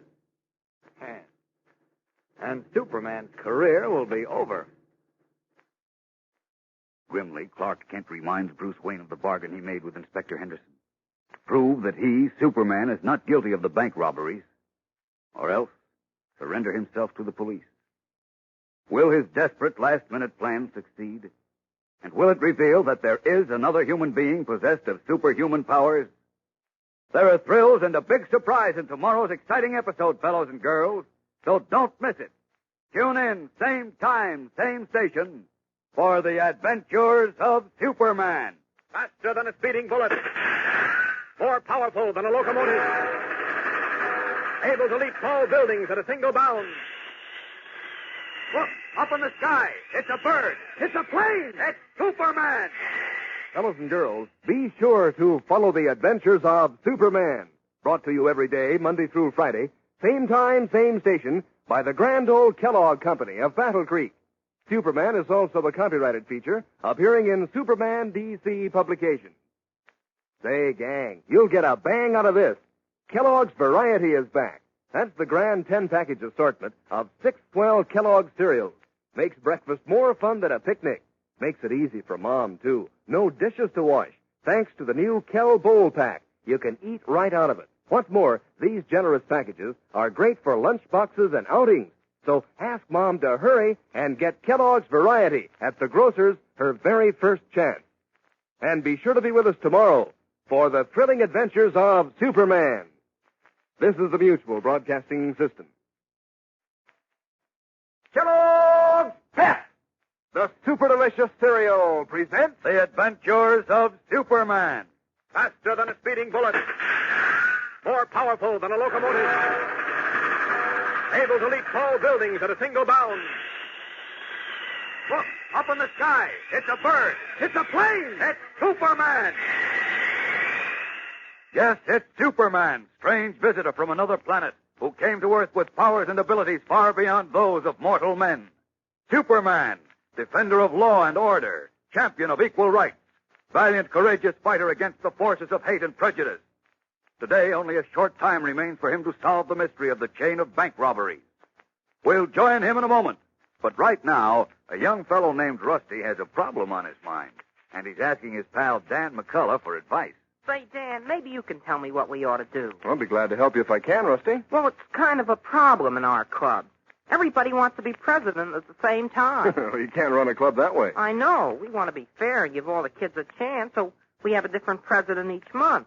But how are you going to decide who should go first? That is a puzzle. We've been worrying about it. Hey, I got it. Yeah? Sure, it's easy. Now, you're all collecting comic buttons, aren't you, from packages of Kellogg's Pep? Yeah, sure. Well, then, the fellow who has the most comic buttons in his collection is the president for the first month. Why, sure. Why didn't I think of that? And if you want to, you could take the next biggest collection and make that fellow vice president and so on down. That's it, Dan, that's it. And believe me, there's going to be a scramble for more comic buttons, too. Well, you won't have any trouble with that, because all the gang's been mighty busy lately working on their comic button collections. Everybody's working toward getting all 18 different buttons in the series, and having a load of fun, too. Fellows and girls are mighty proud, too, to sport these bright-colored buttons on their jacket or their dress or cap. So don't miss out on the fun. Ask Mom to get you some more of that super delicious whole wheat flake cereal, Kellogg's Pep, because that's the only way you can get these exciting comic buttons. You can't buy them anywhere, and you don't send in any money, not even a box top. But there's an exclusive prize for you in every package of P.E.P. Pep, made by Kellogg's of Battle Creek. Now, the adventures of Superman. In a desperate effort to persuade Inspector Henderson not to release evidence which the police chief says proves that Superman is the mysterious burglar who has been breaking into banks, stealing money, and then donating it to charity, Clark Kent made a daring bargain with the inspector. Within 24 hours, he promised, he would either bring in the real thief or produce Superman himself. Kent then outlined his plan to his friend Batman. The bank robberies had followed a circular path within a 50-mile radius of Metropolis, and only the banks in 2 towns, Lordville and Somerset, had not been broken into by the mysterious burglar. Posting Private Detective Candy Myers and his men in Somerset, Kent and his true identity of Superman accompanied Batman and Robin, his young companion, to Lordville. As we continue now, late at night, our 3 friends are hidden in the dark shadows of the small brick bank building. The little village is wrapped in sleep. The cloudy sky shrouds the pale moon. Robin, nervous, breaks the tense silence. This bank robber's going to show up. I wish he'd make it soon, Batman. I'm getting cold. Relax, Robin. Anybody know what time it is, Superman? I think I can see the town clock from here. Wait a minute. Yes, it's just 20 minutes past 12. We might have a long wait then. He didn't show up in the last job he tried to pull until after 1. Most of the other robberies took place around midnight. Keep your eyes peeled. We might see him at any minute. The sooner the better. I owe him something for the shellacking he gave us last night. If he does appear, Robin, leave him to me. No, sir. Nobody can use me for a football and get away with it. You heard Superman, Robin. He's giving the orders tonight. Okay, Hold it. Someone's coming. Huh? Where? Up the street. Yes, I hear footsteps. So do I. Who is it, Superman? Town constable making his rounds. Oh, that's right. Our bird doesn't walk, he flies. I should have thought of that. He's another Superman. Quiet. It's right in front of the bank. What? Who? Constable. Trying the door. Oh. Quiet. Spot says he'll have the whole town up in arms. Okay. He's leaving. After all those robberies around here, you think they'd keep a guard at the bank all night? They never do in small towns like this. I guess they figure the constable can handle any trouble that comes up. Fat chance it'd have against the Superman. Fat chance a guard would have, too. Well, that's true, but... What's that? Relax, chum, relax. Just the town clock striking the half hour. Say, Batman, wasn't Candy Myers supposed to check with us from Somerset between 12 and 12:30 on the walkie-talkie? Say, that's right, he was. Jeepers, you suppose the bank robber showed up there? I hope not. He was there last night, and you two scared him away. I don't think he'll try Somerset again. But we'd better check. You got the walkie-talkie on your back, Robin. Contact Candy, will you? Okay. Calling Candy... Not so loud. Oh, sorry. Calling Candy Myers in Somerset. Lordville calling Candy Myers in Somerset. Come in, Candy. Doesn't he answer? No. Try again. Calling Candy Myers. Calling Candy Myers in Somerset. Come in, please. Come in. Still no answer, eh? No. I don't like this. I'd better hop over to Somerset and see what's wrong. You two stay here. Wait, hold it. What? Robin, I'm ashamed of you. Huh? And I always thought you were bright. What's the matter? Yeah, what did I do now? You opened the receiving key on the walkie-talkie instead of the sending key. What? No wonder Candy couldn't hear him. Uh-oh. Oh, gosh, did I? You certainly did. Here, let me have it. Isn't the sending key on the right? No, Robin, it's on the left. Oh, gosh, the first walkie-talkie we used a couple of years No ago... alibis. Okay, I've got it. You must have opened the wrong key last night, too, Robin. When the bank robber showed up in Somerset and you tried to call me. That's why I didn't get your SOS. Of course. Not for that, would have had our man behind bars by this time. Where's that extra special dunce cap? And will someone give me a good hard kick? Forget it. We all make mistakes. See if you can raise Candy, Batman. Right. Calling Candy Myers in Somerset. Lordville calling Candy Myers. Come in, please. Still no answer, eh? I'd better get over. There he is. I was just going to call you. How is it over there? All quiet so far, Candy. How is it with you? All I need is a lily in my hand, and I'd think I was out of this world. I never saw such a graveyard. Everybody in this burg goes to sleep at 8 o'clock. Tell him not to fall asleep. Keep your eyes peeled, Candy, just in case. Don't worry, pal. I've got every inch of this place covered. If the guy does show up here, he won't know what hit him. Call us at once if you see him, Candy. That's all. We'll buzz you later. So long. Okay, Robin. Strap it on your back again. Yeah. And remember, the sending key is on the left. How could I forget? Well, all's quiet on the Western Front. Yes, it's too quiet to suit me. I counted on our bird showing up tonight. If he doesn't, guess I'll have to surrender myself to Inspector Henderson tomorrow. That deal Clark Kent made with Henderson was a big mistake. Henderson's way off the beam. He ought to know you wouldn't rob banks. Well, he's got some strong evidence against me, Robin. Evidence, pooh. Why should you break into banks? Wait a minute. Look. What? Where? Up in the sky. Floating across the face of the moon. See it? I don't see anything. Neither do I. It's right over. No, wait a minute. It's gone now. That's queer. What is it? What did you see? The same thing I thought I saw last night before you two got here. Something strangely shaped. I went up to investigate, but then I saw you driving like mad from Somerset, and I came down to find out what was wrong. I remember you mentioned it. Oh, it's probably a plane. No, it's not a plane. Oh, wait, there it is again. Where? I can't see a thing. Behind the clouds. Hard to tell from here, but I'd say it was about 6 or 7 feet long and a foot or so thick.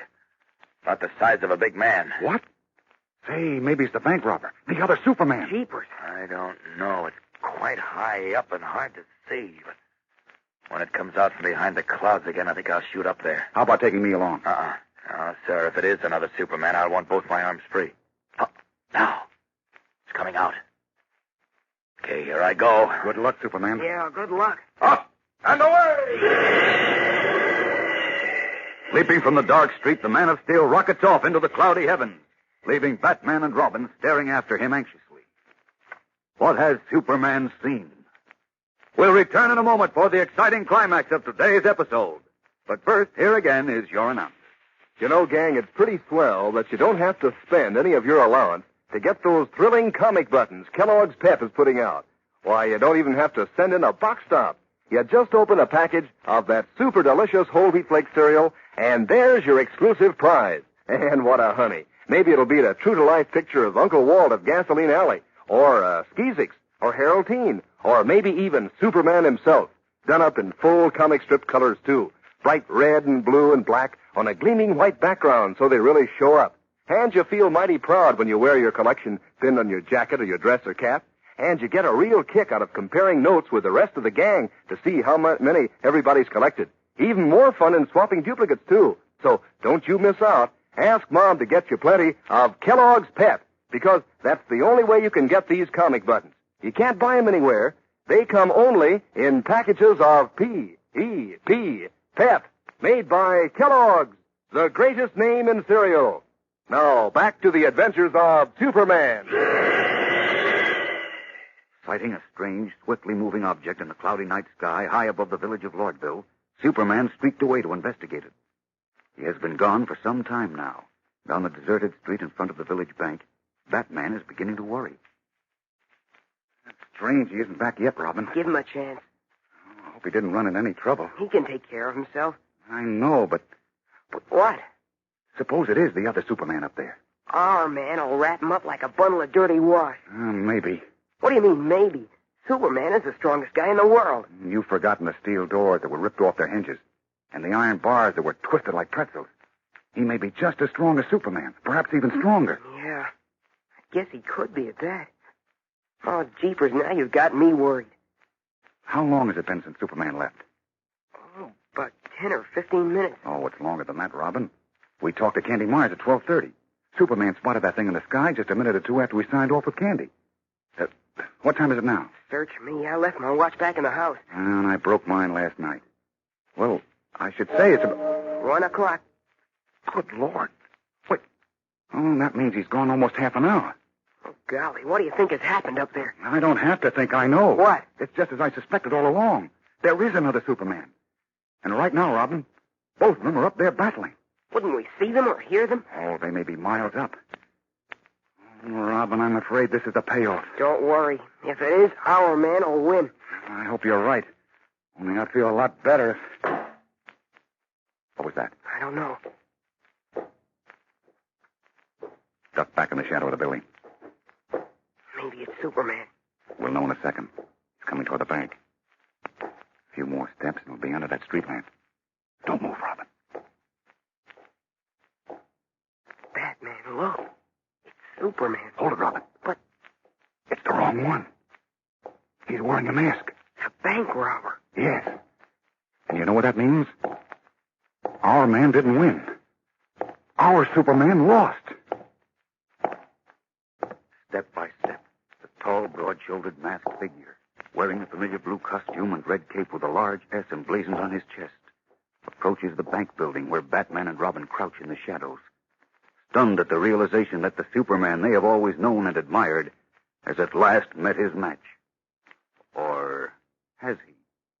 What did occur in the cloud-swept sky high above the earth? Was there a titanic battle between two superhuman beings? And did the wrong one emerge the victor? Gang, believe me, tomorrow's episode brings a startling surprise that will have you all sitting on the edge of your chairs. So don't miss it. Be sure to listen and tell your friends to listen. Same time, same station, to tomorrow's amazing episode in The Adventures of Superman. Fellows and girls, be sure to follow the adventures of Superman, brought to you every day, Monday through Friday, Same time, same station, by the grand old Kellogg Company of Battle Creek. And for other thrilling adventures of Superman, see your local newspaper. Superman is also a copyrighted feature appearing in Superman DC publications. Say, gang, here's some razzle-dazzle news to flash to Mom. Kellogg's Variety is back. So now everybody at the breakfast table can have the Kellogg cereal he likes best. Because Kellogg's Variety is that grand variety carton holding 10 generous packages of 6 favorite Kellogg cereals. Are they delicious? And does Kellogg's Variety make breakfast fun? Why, it's better than a grab bag because you get what you really want. Today, ask Mom to get Kellogg's Variety, the package that makes breakfast a picnic. And be sure to be with us tomorrow for the thrilling adventures of Superman. This is the Mutual Broadcasting System. Kellogg's Pep, the super delicious cereal, presents The Adventures of Superman. Faster than a speeding bullet. More powerful than a locomotive. Able to leap tall buildings at a single bound. Look, up in the sky. It's a bird. It's a plane. It's Superman. Yes, it's Superman, strange visitor from another planet, who came to Earth with powers and abilities far beyond those of mortal men. Superman, defender of law and order, champion of equal rights, valiant, courageous fighter against the forces of hate and prejudice. Today, as we join his friends, Batman and Robin, they are unable to understand his failure to return from the clouds. We'll take you to the scene in a moment. But right now, gang, here's Dan McCullough. Say, fellas, you wouldn't like it, would you, if the girls in your crowd should collect more comic buttons than you did? Well, then, you better hop to it. Be sure to be on hand every time Mom opens a new package of Kellogg's Pep. Because from what I've seen, the girls are getting along mighty fast. Why, I've seen them wearing more comic buttons than you can shake a stick at. Pictures of Lillums and Winnie Winkle and Smiling Jack and Superman himself. And all the other pictures of your favorite funny paper characters in the series. There are 18 different buttons in all, you know. Each one a natural, true-to-life picture of some comic strip friend. Done up in the brightest colors on a gleaming white enamel button that you'll wear for a long time. And what a load of fun it is swapping duplicates with your pals. But you know, the best part is, these comic buttons are so easy to get. You don't have to send in a single penny, not even a box stop. And you can't buy them anywhere. All you do is to ask Mom to get you some of that super delicious whole wheat flake cereal, Kellogg's Pep. There's an exclusive prize for you in every package of P.E.P. Pep, made by Kellogg's of Battle Creek. Now, the adventures of Superman. A mysterious bank robber, apparently possessed of superhuman strength and the ability to fly, is believed by the police to be none other than Superman. The famous Batman, however, is convinced it is another Superman, a counterpart of the Man of Steel. Having reason to suspect that the bank in the village of Lordville would be next visited by the strange burglar, Superman, Batman, and Robin decided to keep an all-night vigil at the bank. However, shortly after midnight, the Man of Steel sighted a strange moving object high in the dark, clouded sky, which vaguely resembled the figure of a man, and he streaked aloft to investigate. When a half hour passed and he did not return, Batman and Robin became alarmed, believing the two Supermen had met in mortal combat high above the clouds. Suddenly, they heard a thud, as of a large man dropping to earth, and peering out from the shadows alongside the bank, they saw a tall, powerfully built man wearing a blue costume and red cape pass under a streetlight as he approached the bank. Batman, look. It's Superman. Hold it, Robin. What? It's the wrong one. He's wearing a mask. A bank robber. Yes. And you know what that means? Our man didn't win. Our Superman lost. Jeepers. Get back out of sight, Robin. What? Get back, I said. Now, crouch down. Maybe he won't see us. Sure he will. He can see through brick walls. He may not notice us. Keep low. He stopped. He's right in front of the bank. Think he's going to break in? I don't have to think. I know. But then what are we going to do? Nothing we can do. Yet. But we can't just sit here and let him... Show ourselves. We're finished. This fellow must have just licked Superman. Golly. Batman. I hear. Sounds like he's ripping the bank door open. Aren't we going to do something? We'll have to wait until he gets inside. And then go for the police? What police? There's only a constable in this village, and who knows where he is. Oh, what a sweet kettle of fish. Wait, I've got the walkie-talkie. I can call Candy Myers in Somerset. That's 25 miles away. But Candy can contact the state police. By the time they get here, it'll be all over but the shouting. Now, there's only one thing to do. Come on. Where? I'll give you 3 guesses. I only need one. We tackle him, huh? You win the brass ring. Now, get that walkie-talkie off your back. I'd like to look around the corner of the building and see what it is. Okay. Is he still out there? No. He's inside. Come on. Look, Pappy, if you knew we were going to tangle with him, why did we wait until he broke into the bank? You're right out here. We wouldn't have a chance.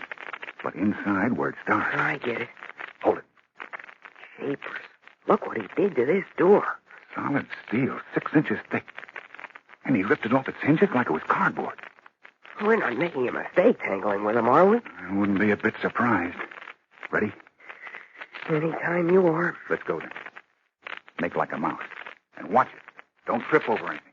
Check. Thank heaven for these soft shoes. You can say that again. Where is he, Batman? I don't know. Pretty dark in here. Like the inside of a motorman's glove. You'll get used to it in a minute. Hold it. See him? No. Thought maybe I could hear him. I don't hear a thing except my heart thumping. Listen, can a Superman see in the dark? A lot better than we can. That's fine. This guy might be standing right in front of us, waiting for us to walk into his arms. If he is, we'll find out soon enough. Come on. I think what he did to that steel Never door... mind that. Get your rope ready. Okay. Robin, what happened? Bumped into something. The teller's cages, I guess. Don't move. Chances are he heard that. I'm a clumsy idiot. Quiet. Hear that, Robin? Yeah. Sounds like he's ripping off another door. Must be the ball. Where is the vault? The sound, I'd say, straight ahead and below us. Come on. What do you mean, below us? Some banks have the vault in the basement below the main floor. And there should be a staircase somewhere around here. Yes, I see it. Where? See? That little patch of light comes in from the window. Uh-huh. Now, careful now. Our only chance is to take him by surprise. You mean we've got a chance? You heard me. Against the guy who licked Superman? You heard me again. I just wanted to make sure. Quiet. Here's the stairs. Hold it. There he is. See that beam of light? What is it? His flash. He's in the vault at the foot of the stairs. See? He's got his back to us. He's counting money, isn't he? Right. Now listen. It's only 8 steps down. We'll take a step or 2, then jump in. Maybe we ought to take out life insurance policy. Don't be so flip. Now listen. I'll tackle him.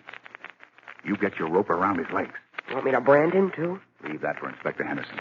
Ready? Ready as I'll ever be. Now, we've got to hold him somehow, Robin. Quiet now. Down 2 steps. Okay, up and at him. Get your rope around his legs, Robin. Hurry up. I can't hold him. Okay, ow! Hurry up. I hit him a dozen times on the chin, but won't go through. I can't get this rope around him either. Look out, Batman. He's going to throw you against the wall. Look out. Batman. You hurt Batman, you big ape. Get out of my way. Get out of the way, I said. No, you don't. Hey, let go of me. Let go, I said. Batman.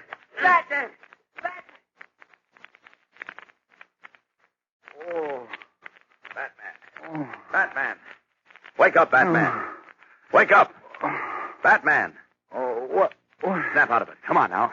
Oh, my head. All right, snap out of it, Batman. What happened here? Superman. Yes, what happened here? Where'd you come from? We thought... Never mind that now. What happened here? Help me up. Sure thing. Wait. Take it easy. Whoa, now, wait a minute. You're a little wobbly there. Oh, thanks. Hold it now. Take it easy. Yeah. Oh, better. Threw me up against the vault head first. Oh, knocked me out. Who did? The other. Hey, where's Robin? Robin? I was just going to ask you that.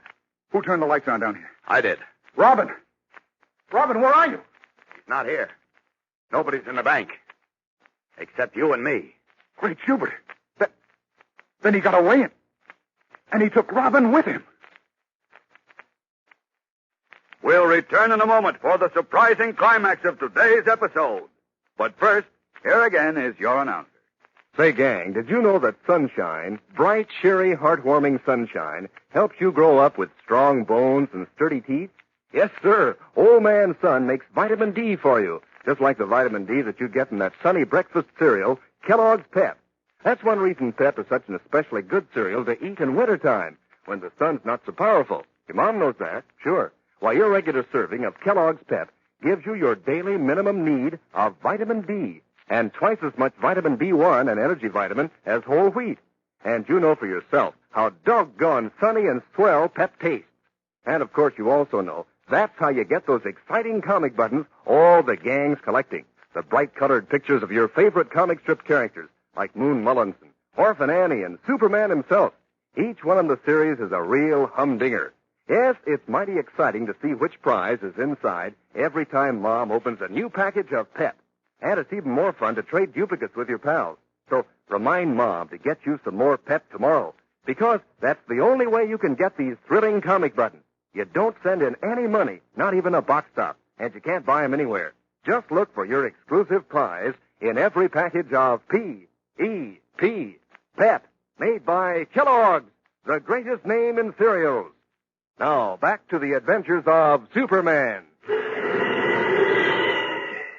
Returning to the little bank in Lordville, Superman found Batman alone in the vault room, just regaining consciousness. But Robin and their huge costumed opponent were gone. Then he got away. And he took Robin with him. Who got away? The other Superman. There is no other Superman. There is, I tell you. He broke into the bank tonight after you left. Robin and I tangled with him. You didn't tangle with a Superman. Come along outside with me and I'll prove it to you. Here. Up these stairs. I tell you, we saw him. We battled with him. I know. He was wearing a blue costume and a red cape. It was another Superman, all right. Sorry, but you're wrong. Look, I was dizzy for a moment, but then when I came to, I can tell you, I'm not dizzy now. I know what I'm talking about. You only think you do. But you're wrong. I'm not wrong. This fellow dropped out of the sky. Oh, no, he didn't. I tell you he did. Robin and I saw him do it last night in Somerset. And we heard him tonight. And that may be, but he didn't drop out of the sky. And he didn't fly off either. You'll see what I mean in just a moment.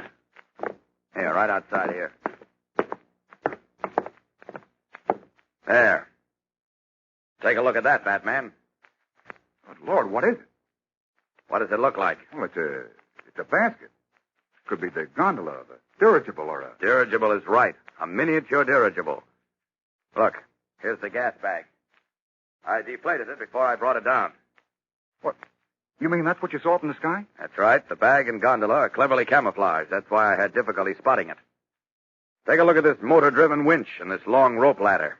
That's how our bank robber appeared to leap up into the air and disappear. He caught the rope ladder. And was hauled up to the dirigible by the winch. Right.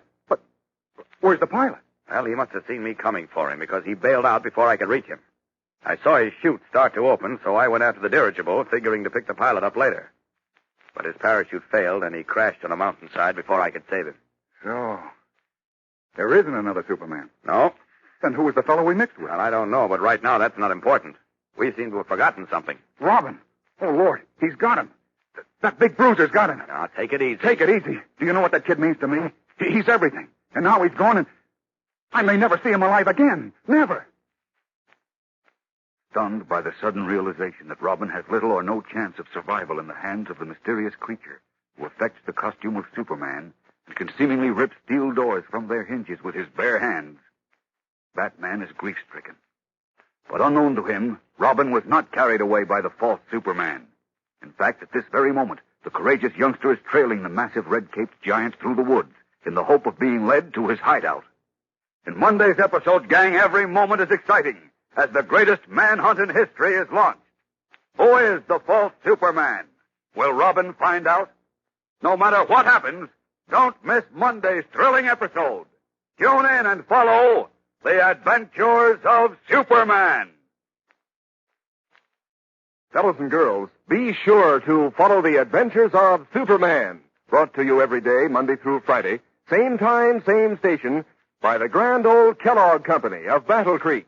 And for other thrilling adventures of Superman, see your local newspaper. Superman is also a copyrighted feature appearing in Superman DC publications. Give a hip, hip hooray, gang. It's back. For you and me, now there's Kellogg's famous variety. That's the swell variety carton with 10 separate generous packages of Kellogg's cereals, including Kellogg's Pep, Rice Krispies, shredded wheat, corn flakes, crumbles, and 40% bran flakes. Each box in Kellogg's variety holds a fresh, crisp, heaping portion. Just help yourself to your favorite kind. Makes breakfast a picnic of fun. So ask Mom to get Kellogg's variety right away. And be sure to be with us on Monday for the thrilling adventures of Superman. This is the Mutual Broadcasting System. Kellogg's Pep, the super delicious cereal, presents The Adventures of Superman. Faster than a speeding bullet, more powerful than a locomotive, able to leap tall buildings at a single bound. Look, up in the sky. It's a bird. It's a plane. It's Superman. Yes, it's Superman, strange visitor from another planet, who came to Earth with powers and abilities far beyond those of mortal men. Superman, defender of law and order, champion of equal rights, valiant, courageous fighter against the forces of hate and prejudice. As we join him today, no trace has been found of Robin, who so suddenly disappeared from the Lordville Bank. We'll get further details in a moment. But right now, let's get some details from Dan McCullough on those nifty comic buttons. Okay, Dan? You know, gang, after you've followed the adventures of your favorite characters in the funny papers for a long time, why, you feel almost as if you know them personally. You know, as if they're old friends. And that's one reason why those nifty comic buttons are such grand prizes for Kellogg's Pep to be putting out. Because the pictures of your funny sheet favorites are real speaking likenesses. Why, you'd know them anywhere. Like Orphan Annie, for instance, with her curly blonde hair and bright red dress. Or Harold Teen, his hair parted in the middle and that big wide grin. Or Superman himself, complete with brilliant blue jersey and red cape flying in the wind. Yes, sir, these characters are straight from the funny papers, done up in full comic strip colors, too, on gleaming white buttons that show off like anything when you wear them pinned on your jacket or your dress or cap. Now, there are 18 different Pep comic buttons in the series, and you'll want to collect them all. So remind your mother to get you plenty of that super delicious whole wheat flake cereal, Kellogg's Pep. You don't have to send in any money, not even a box top, and you can't buy them anywhere. These exciting comic buttons come only as prizes in packages of P.E.P. Pep, made by Kellogg's of Battle Creek. Now, the adventures of Superman. When Superman captured a miniature dirigible floating high above the Lordville Bank, part of the mystery of the superhuman bank burglar was solved. With Batman, he examined the gondola of the dirigible and found a motor-operated winch and a rope ladder. It was obvious then that the red-caped, blue-costumed burglar had created the illusion of flying by clinging to the trailing ladder and being swooped up into the air. But who was he? And more important, what had he done with Robin, Batman's young assistant, last seen battling for his life in the bank? As we continue now, it is early the following morning. All through the night, Superman and Batman searched the woods around Lordville, but found no trace of Robin. Now, in their guises of Clark Kent and Bruce Wayne, tired and worn, we find them with Inspector Henderson at police headquarters. Wayne, his eyes red-rimmed and his cheeks etched with deep lines of fatigue, makes one final impassioned plea. Listen. Inspector, you've got to find that boy. You've got to move heaven and earth to find him. I'm doing all I can, Wayne. Oh, that's not enough. You've got to do more than you can. You've got to... Oh, I'm sorry. What am I saying? Easy, Bruce. Kent, you know what I mean. Yes. You understand. Of course I do, and so does the inspector. The kid means everything to me. Sure, we know. Oh, you don't know, really? Yes, we do. Oh, you can't know how I feel about him. But believe me, if anything's happened to Robert... All right, now don't say it. Because I promise you it's not true. Nothing's happened to Robin. He can take care of himself. Would you mind my asking a question? Oh, go ahead, Inspector. Sorry. I thought the boy's name was Dick Grayson. Why do you two keep calling him Robin? Oh, Robin's just a nickname for him. That's right, isn't it, Bruce? Yes. I see. Well, let's go back to this case. Tell me your reason again, Kent, for not wanting the story of the dirigible released to the press. Well, I don't want whoever's behind this false Superman to know we have the answer. Let them go on thinking we believe the real Superman is responsible. What'll that accomplish? Two things, Inspector. It may put them off guard, at least temporarily, and it won't stop them from going ahead with their plan. What plan? Plan I think they have in mind. Oh, you think? Oh, has there been anything wrong with my thinking up to now, Inspector? What about your boast to bring in the phony or real Superman within 24 hours? That still goes. But 24 hours have not elapsed yet, have they? Well, I must admit. That's enough. For you to admit anything is a victory. Right, Bruce? What? Were you talking to me? Oh, now snap out of it, Bruce. The world hasn't come to an end. We'll find the boy all right. I'm beginning to wonder. Oh, nonsense. Now, what about that plan, Kent? We've got to move fast in this case. Well, the way I figure, all these petty bank burglaries with the stolen money sent to various charities is simply a cleverly devised plot to discredit me. Discredit you? What have you got to do? I mean, Superman. I'm so tired, I'm beginning to think I'm Superman. It's funny, isn't it? Very funny. Go ahead. Well, once they accomplish that and have everyone, including the police, believing that Superman has turned bank burglar, I think they plan to pull a really big job and hang it on Superman. Sounds a little fantastic to me. Yeah, maybe, but I can't see any other way of figuring it. Do you go along with Kent's idea, Wayne? Kent's idea? Didn't you just hear it? Oh, I'm sorry, Inspector. I wasn't listening. Now, look, Bruce. I know. Snap out of it. Get hold of yourself. Pull yourself together. Chin up and stop worrying. Well, sure. But what if I can't? What if I just stand here watching that phone and waiting to hear it ring and hoping like I never hoped before that it'll be a call about Robin, about us being all right? Is that criminal? Oh, of course not. But there it is. Easy, son. Anderson speaking. Yes, Malloy. Checked all of them? I see. What about the Grayson kid? I see. All right, call me back. Right. Any news, Inspector? Sorry, Wayne. Nothing. It's only 9 o'clock, Bruce. Only 9 o'clock. Only 8 hours since he's been missing. That's nothing. Nothing at all, is it? Just time enough for him to take a stroll in the woods. Now you're really going overboard. Oh, I'm sorry. About this big job, you think they plan to pull Kent after they build up suspicion against Superman? Yes? What do you mean by a big job? Oh, I mean something huge, something tremendous. No piddling $20,000 robbery, a really big one. And unless I miss my guess, it's coming soon. Where? When? If I could answer those questions, Inspector, I wouldn't be here now. I'd be telling fortunes at county fairs. There's no time for jokes, Kent. If you really think they're planning a big robbery, I'd like to alert the entire force. Well, that's fine, but it may not occur in Metropolis. It may happen in Chicago or Detroit or Los Angeles. And you think this same guy, the one who broke into the banks, is going to pull it? Uh-huh. As Superman. You mean dressed as Superman? Well, naturally. Well, come to think of it, the guy must have some sort of superhuman strength. You saw those vault doors he ripped off? Yes, but I don't think that's a matter of strength. Now, wait a minute. My men checked. I know. Your men checked for nitroglycerin, diamond drills, burglary tools, etc., etc., etc. And they found nothing. Those doors were ripped off by hand. I doubt it, Inspector. And so, incidentally, does Candy Myers. Oh, what's that private gumshoe got to do with this case? He was guarding the Somerset Bank for us last night. And this morning I asked him to hop over to Lordville and take a look at the damage. Say, as a matter of fact, I told him we'd meet him there at 9:30. We better get going, Bruce. Going? Where? To Lordville. Do you remember we told Candy we'd meet him there? I think I'll stick around, Kent. Oh, no. There might be a call. Now, go ahead, Wayne. There is, I'll contact you in Lordville. Sure. It's nothing quite so bad as waiting for something to happen. Do you good to drive over to Lordville. Come on. Okay. See you later, Inspector. Right. Oh, wait a minute. Yes? I forgot something. What? That call I got a few minutes ago. It was about the dirigible. Oh, yes. What about it? The thing had a flying range of 300 miles. Every airport within 300 miles of Lordville was checked. Nobody ever saw it. Uh-huh. I didn't think you'd turn up anything on that. They probably kept it in some old barn. Well, I'll be seeing you. Right. So long, Wayne. So long. Let's go, Bruce. Leaving police headquarters, Clark Kent and Bruce Wayne drive to Lordville, where they join Private Detective Candy Myers. The heavy steel door of the bank, which had been seemingly ripped from its hinges by the mysterious bank robber the previous night, is now leaning against the wall. Kent questions Candy about it. Anything turn up, Candy? Not a thing. The state cops checked all the fingerprints on the vault door. They all matched the bank employees. Our bird must have worn gloves. How we ever ripped the doors off, I don't know. Now, what about that faint odor I mentioned? What was that, Kent? Why, last night I thought I caught a peculiar odor when I entered the bank after the burglary. It was almost bitter, like burned coffee. I've been smelling all over the place. No soap. Well, I may have been wrong, but it just struck me. Take a look at this door, Bruce. Look at the way the hinges are... Candy Myers. Hey, what's that? Calling What? Candy Myers. A voice calling my name. Yes, I heard it, too. Calling Candy Myers. Come in. That's Robin's voice. Where is he? The walkie-talkie in Candy's car. Come on. All right. Calling Candy It was Myers. all right. Hurry. Come in, Candy. Come in. Let me have it, Kent, quickly. Okay, here. Hello, Robin. Robin, this is Bruce. Come in.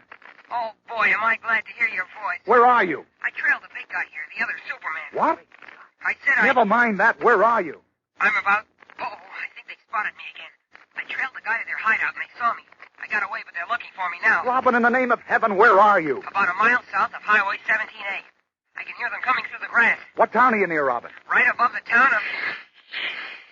Robin! Robin! Those were shots. I know. Robin, answer me. Robin, come in. Robin! Robin, what happened?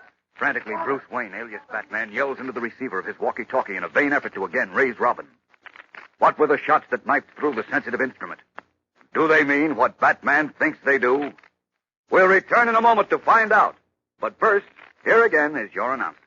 The other day, there was a bunch of fellows and girls gathered together at the playground, and they were so busy comparing notes on their collections of comic buttons from packages of Kellogg's Pep that one mother told me that she had to call 3 times to get the kids to come home to dinner. Yes, sir, it's that much fun to collect these Pep comic buttons. Why, you don't want to stop. First off, there's the exciting moment when Mom opens a new package of Pep so that you can see which button is inside. Maybe it's a brand new one that you don't have yet, like Uncle Walt or Lillums or even Superman himself. Maybe it's a duplicate, and that's even more fun because then you can swap with your pals and still be one more Pep comic button on your way toward having all 18 in the series. And, of course, don't miss the thrill of wearing your whole collection pinned on your jacket or your dress or cap for everybody to see.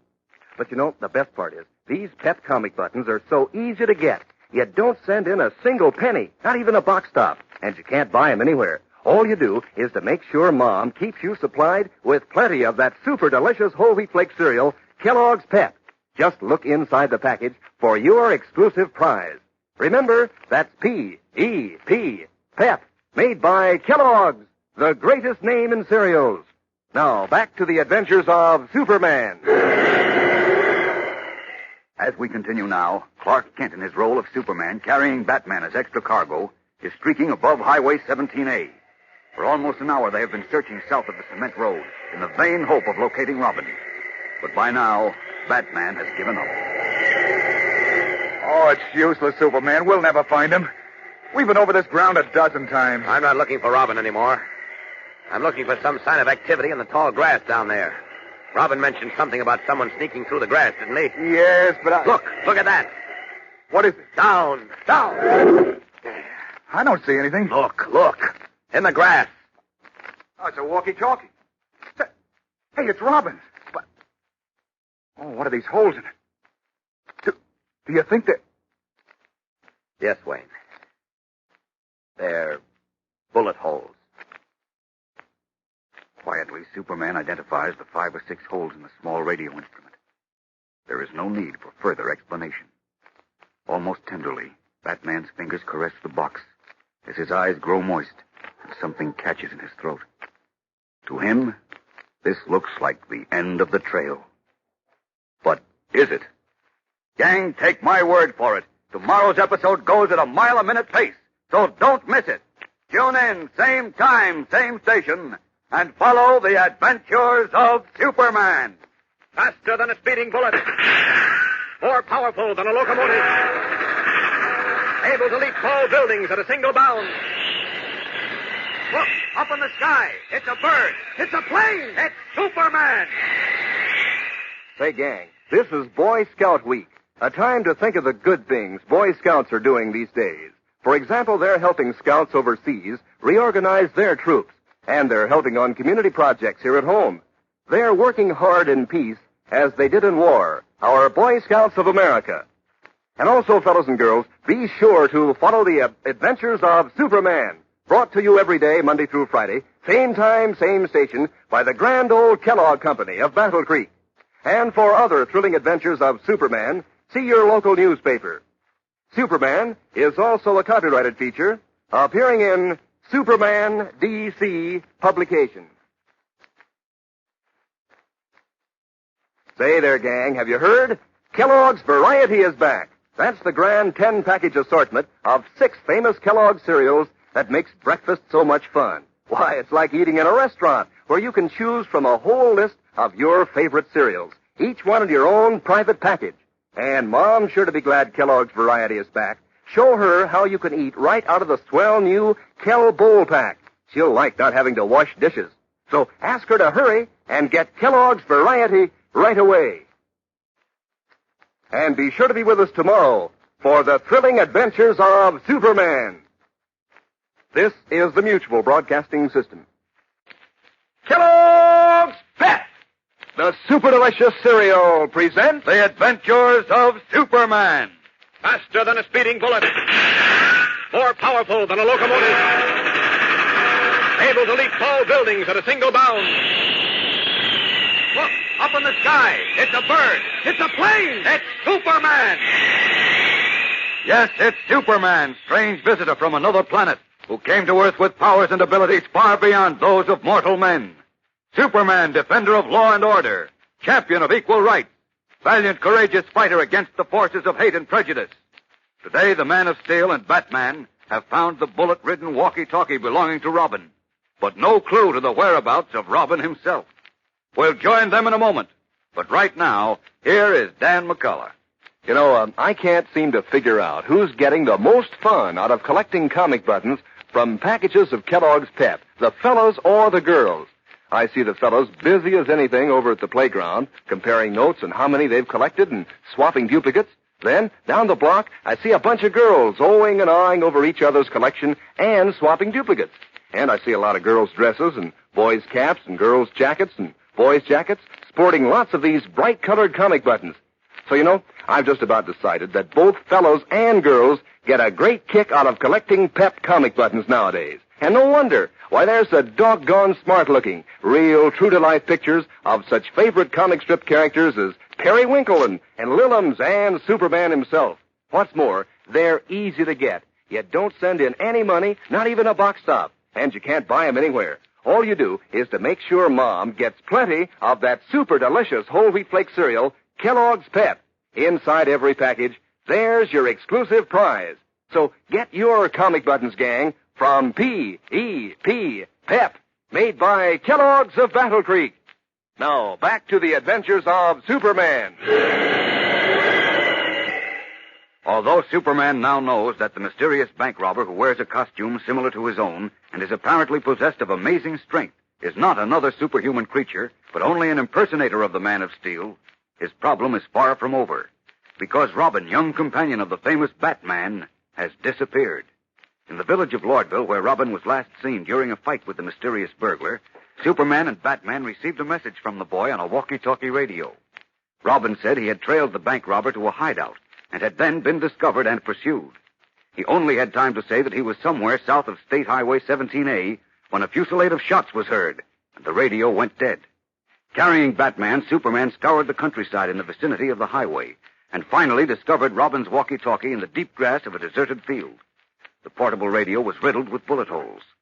Now, holding the black box in his trembling hands, Batman looks at it in dazed bewilderment. Robin must have been shot. We're not sure, Batman. He must have been. Look, this walkie-talkie is full of bullet holes. I know it is, but he was talking to me on it when we heard the shots.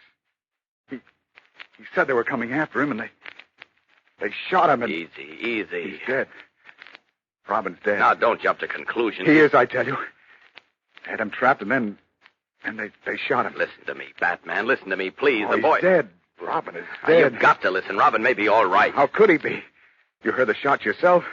Look at this radio. I know. He was holding it, talking to me. I know it looks bad, but Robin's a clever youngster. I won't believe anything happened to him until I see it with my own eyes. Now, come on, pull yourself together. We've got to look for him. Oh, where'll we look? They finished him, and they took him away somewhere. One of those dirty rats. I'll get them for this. I'll make them pay for what they did if it takes me the rest of my life. That's right. Get mad, then we can get to work. I'll make them pay. I swear it. You hear me, Superman? I hear you. Now, hang on to my shoulders. We're going upstairs. Where? Up where we can get a good view of this region.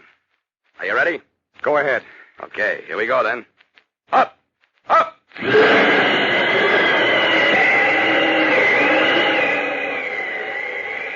Now, let's see. You flew over here before. Only near the highway.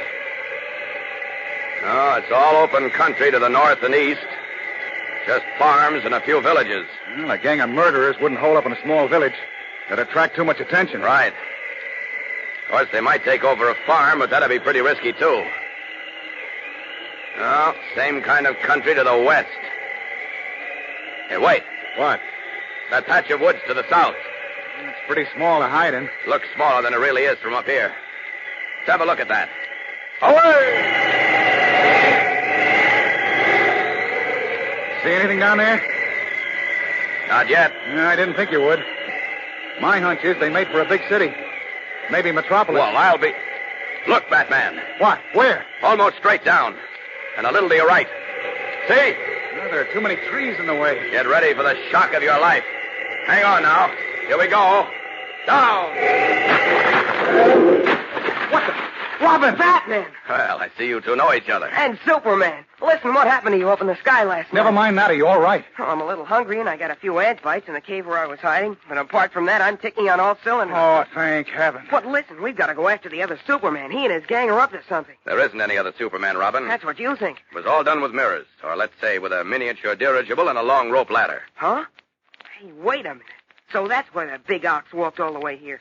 He was limping, and I Never thought... mind. You know you scared me out of 10 years of my life? Oh, what's 10 years to a young buck like you, Pappy? Well, listen to the insolent puppy. I ought to turn you over my knee and tan your hide. What did I do? I know I let the guys get away, but there were too many for me, and they had guns. You never should have gone after the bank robber alone in the first place. Oh, I had to. You were out cold. Yes, and you left me lying there in the bank vault. A fine pal you turned out to be. I knew you were okay, just knocked out. Gee whiz, somebody had to go after the guy. I thought he'd done something to Superman. But now he got away, and his other 3 pals, too. Wait a minute, Robin. You said you trailed the man to his hideout. Where's that? It's an old broken-down house just beyond these woods. Oh, what are we waiting for? Let's get over there. Nobody's there, Batman. I can see it from here. They scrammed right after the bank robber got there. First they all ran out and kept looking up in the sky. Then they started packing up a car. Mm-hmm. He must have told them the dirigible hadn't been at Lordville to pick him up. They were afraid it might have fallen into the hands of the police. Well, we may never find them now. Chances are they'll lie low. No, they won't. They're up to something else. Something big. They are? What, Robin?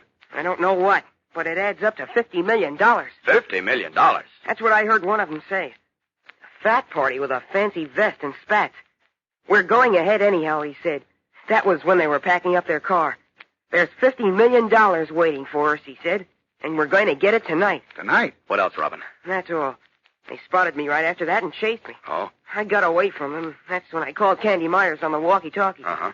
Say, how come you answered, Batman? Oh, we were with Candy in Lordville. Go on, then what? They saw me and started popping at me like I was a clay pigeon. So I dumped the radio and made for these woods with them after me. I saw a little cave between some rocks, and I went in like a rabbit. I stayed there a pretty long time till I was sure they were gone. And then you two showed up. Ah, so they're after $50 million, eh? Nothing small about them. You said it. That's practically all the money in the world. Well, not quite, but it's enough. Well, so I was right. What about? The plan to pull their big job tonight, the $50 million one, and blame it on me. Jeepers. And that means the robbery tonight will have to be along the same lines as the previous ones. Only this time, the money won't be donated to charity. But $50 million? Why, there's not a bank in the country with anywhere near that much cash in their vaults. I know, that's what's bothering me. Hey, wait a minute, wait. Maybe our strong-arm friend is planning to break into Fort Knox. Sure, where all the gold is. Oh, I doubt it. Gold isn't negotiable now. Well, then what's the answer? I don't know, Batman, but we've got to find out and fast. Come on, let's check their hideout. It's just barely possible they may have left a clue behind. Come on, it's just a mile or two. I know a faster way than walking. You get under this arm, Robin. That's it, and you get under this one, Batman. There we are. All set? All set. Let's go. Up and away! Leaping up through the woods with Batman and Robin in his arms, Superman streaks to the hideout of the mysterious bank robber. We'll bring you the tense climax of today's episode in a moment, so keep listening. But first, here again is your announcer. You know, nowadays, when you read the funny papers, you're reminded of those comic buttons all the gang's collecting from packages of Kellogg's Pep. And when you take a look at any of these Pep comic buttons, you're reminded of your favorite characters' adventures in the funny papers. Because those pictures are so doggone true to life that, well, you'd almost think that you're going to hear the siren on Smokey Stover's fire engine, or hear Orphan Annie's dog Sandy begin to bark, or hear Superman's famous up, up, and away. You see, every single one of these pictures is an accurate reproduction of one of your funny sheet favorites. It's done up in bright color, too, on gleaming white enamel buttons that look mighty classy when you pin them on your jacket or your dress or cap. Don't you feel like strutting around when you sport these classy buttons? But remember, there's only one way that you can get these Pep comic buttons. You don't buy them anywhere, and you don't send in a single penny, not even a box top. Just make sure that Mom stocks up on that super delicious whole wheat flake cereal, Kellogg's Pep. Then get your exclusive prizes from P.E.P. Pep, Made by Kellogg's, the greatest name in cereals. Now, back to the adventures of Superman. Arriving at the broken-down farmhouse, which had been the headquarters of the mysterious bank robber and his henchmen, Superman, Batman, and Robin searched it thoroughly, but failed to find any clue to the gang or the $50 million theft scheduled for tonight. As we join our three friends now, they're in the weather-beaten barn. Not a thing in here either. This is where they probably kept their dirigible. I suppose so, but that doesn't help us now. Can't understand. Say, what's this? Huh? What, Superman? There's a map under this loose floorboard. A map? Yes. Wait till I get it. Oh, let's see what it is. Uh-oh. Look at this, Batman. Let's see. Oh, it's a map of the state. Uh-huh. What are those ink crosses on it? They mark the towns our bank robber visited. See? Here's Glen Forest. There's Thomasville. Lynn-Haven. There's Lordville. Uh-huh. Just the way we charted them on our map the other night. Right. Now we know why they followed the course of a rough circle. Why? Because the miniature dirigible had a short cruising range. And the big valley country below Metropolis, with the large villages situated around the rim of the valley, was just right for their purposes. Oh, we know the answers to all the questions, except the $64 one now. You mean the $50 million one? Yes. Gotta find the answer before tonight. How? Where is $50 million? All in one place, I mean. $50 million. Something familiar about that amount. I wouldn't mind being familiar with it. I wouldn't even mind being friendly with it. $50 million. Seems to me I read about it somewhere. Wait a minute. I think... What? It's just a vague thought, but if I'm right... Well, I've got to be right. Listen, you two, we've got a lot of work to do, and fast. Come with me. Where to? Outside. What's up? No time to explain now. My hunch is right. We may be able to stop the biggest robbery in history and meet my impersonator face to face. Right, come on now. Under my arms with you two again. And keep your fingers crossed. This hunch has got to pay off. It must. Up, up, and away! Leaping up from the deserted farm, carrying Batman and Robin, Superman rockets away into the sky. What is his plan to foil the greatest robbery in history and to capture his impersonator, the mysterious bank robber who is apparently possessed of superhuman strength? Tomorrow's episode is tense and packed with thrills and action, gang, so don't miss it. Be sure to tune in, same time, same station, for the adventures of Superman. Faster than a speeding bullet. More powerful than a locomotive. Able to leap tall buildings at a single bound. Look, up in the sky. It's a bird. It's a plane. It's Superman.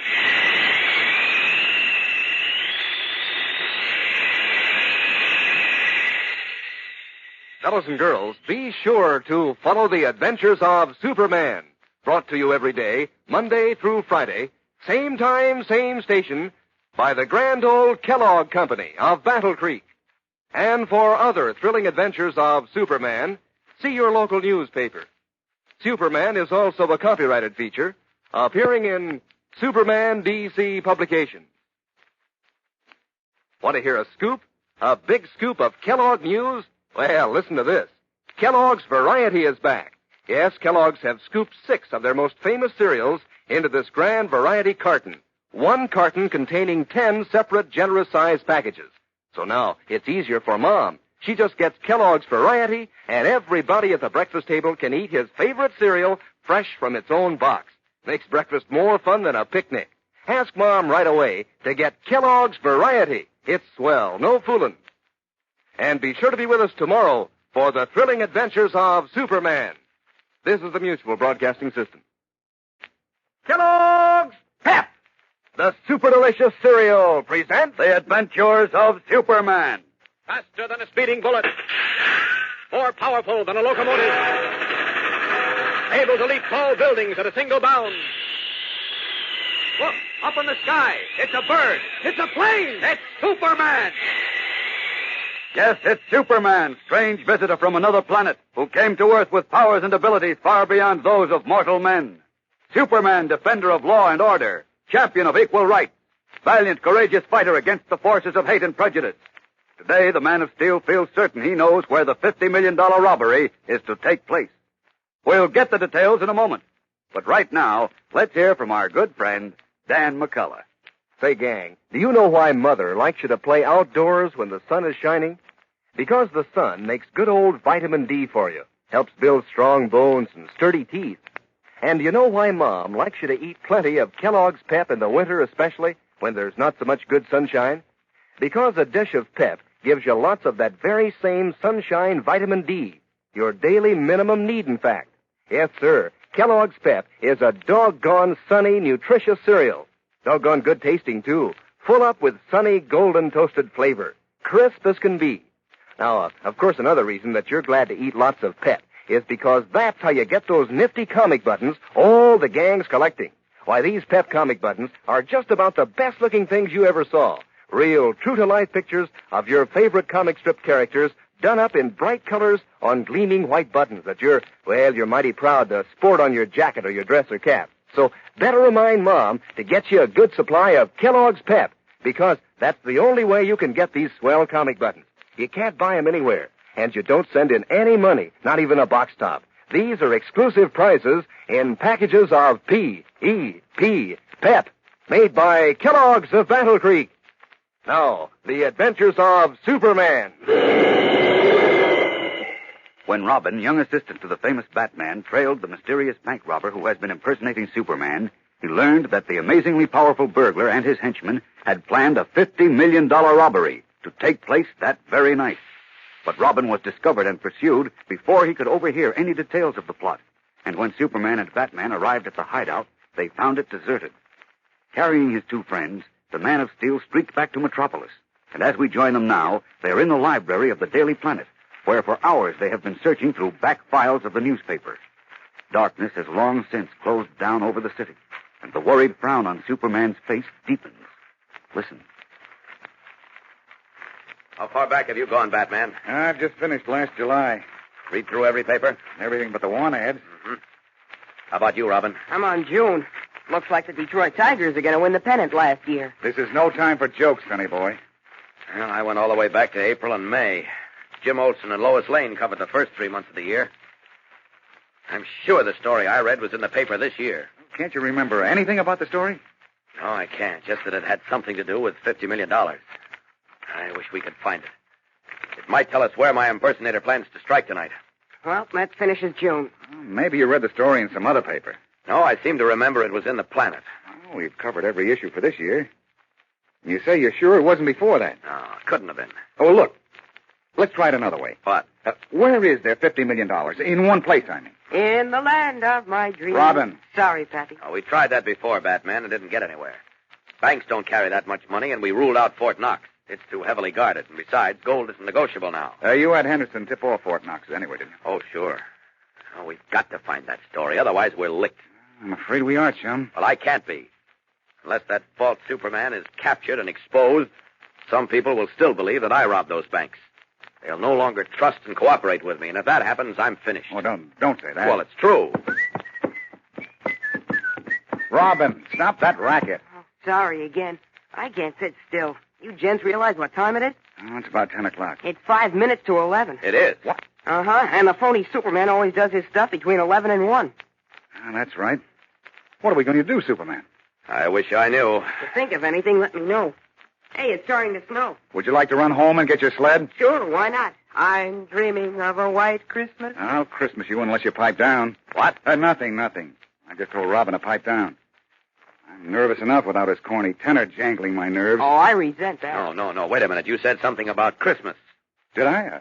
Oh, yes, I Wait said Wait a minute. Christmas. What's the matter with him? Search me. I've got it. Huh? What? The story I was looking for. It's in the magazine section of the Planet's special Christmas edition. You sure? Yes. I didn't see any magazine sections. Well, they're filed separately on this shelf over here. Now, Christmas issue should be in this pile.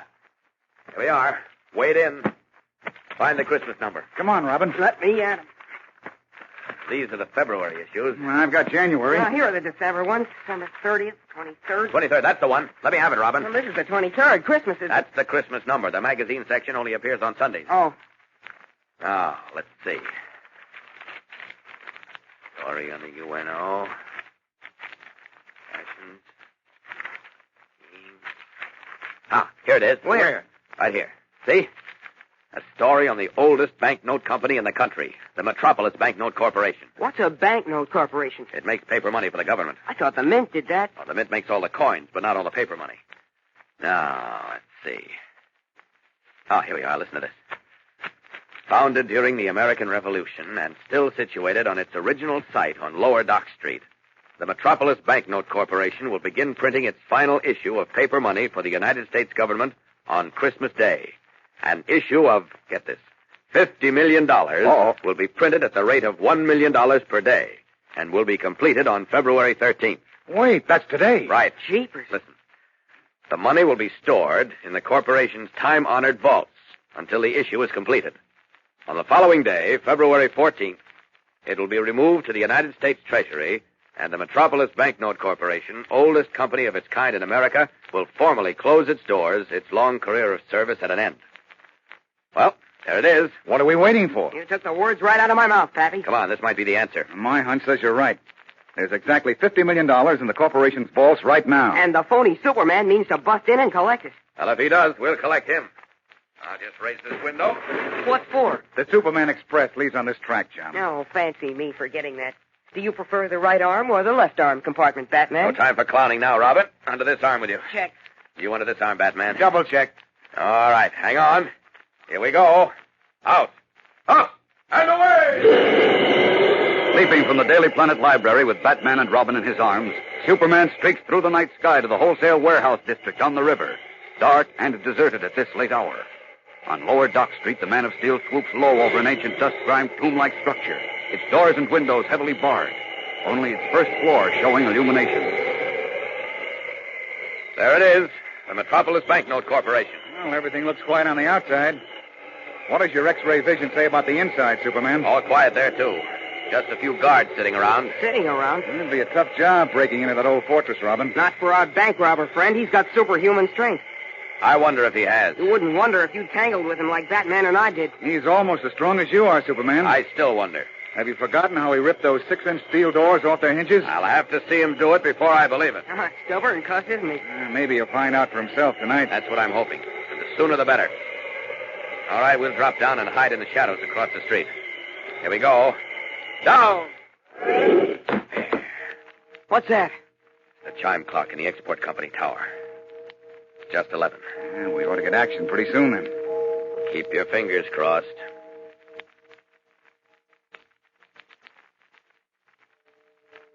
There go those chimes again. It's midnight. Smart boy. He can tell time. Counts up to 12, too. Good. I just want to count how many times we can bounce that phony Superman off the floor. He bounced us the last 2 times. They say the third time is the charm. Where is he? That's what I'd like to know, Robin. That's what I'd like to know.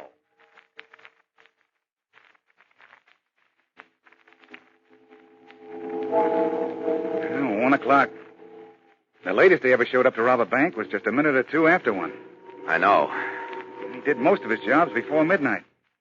I hope we didn't guess wrong. Make that hope for 2. Wait. What? There's a car coming. The big fellow's driving it. 2 men are in the back seat. Where? Is it? Uh-oh. What now? No soap. They turned off into River Street. Oh. Shucks. Superman. Yes? I'm no crepe hanger, but he's always showed up before this. Maybe we drew the wrong car tonight. I don't know. I was sure we didn't. But I'm beginning to have a few doubts myself. You mean while we're hanging around this place, a phony Superman might be making his haul someplace else? It could be, Robin. Jeepers. Well, we won't give up the ship yet. This is our only hope. Come on, you two. Hang on. We're going up to cruise around a bit. All set? Up! Up! And away! Anxiously, Superman, carrying Batman and Robin, circles over the dark warehouse district, his keen eyes searching for the mysterious bank robber. Have our friends guessed wrong? And is the largest burglary in history occurring at another place? We'll return in a moment to find out. But first, here again is your announcer.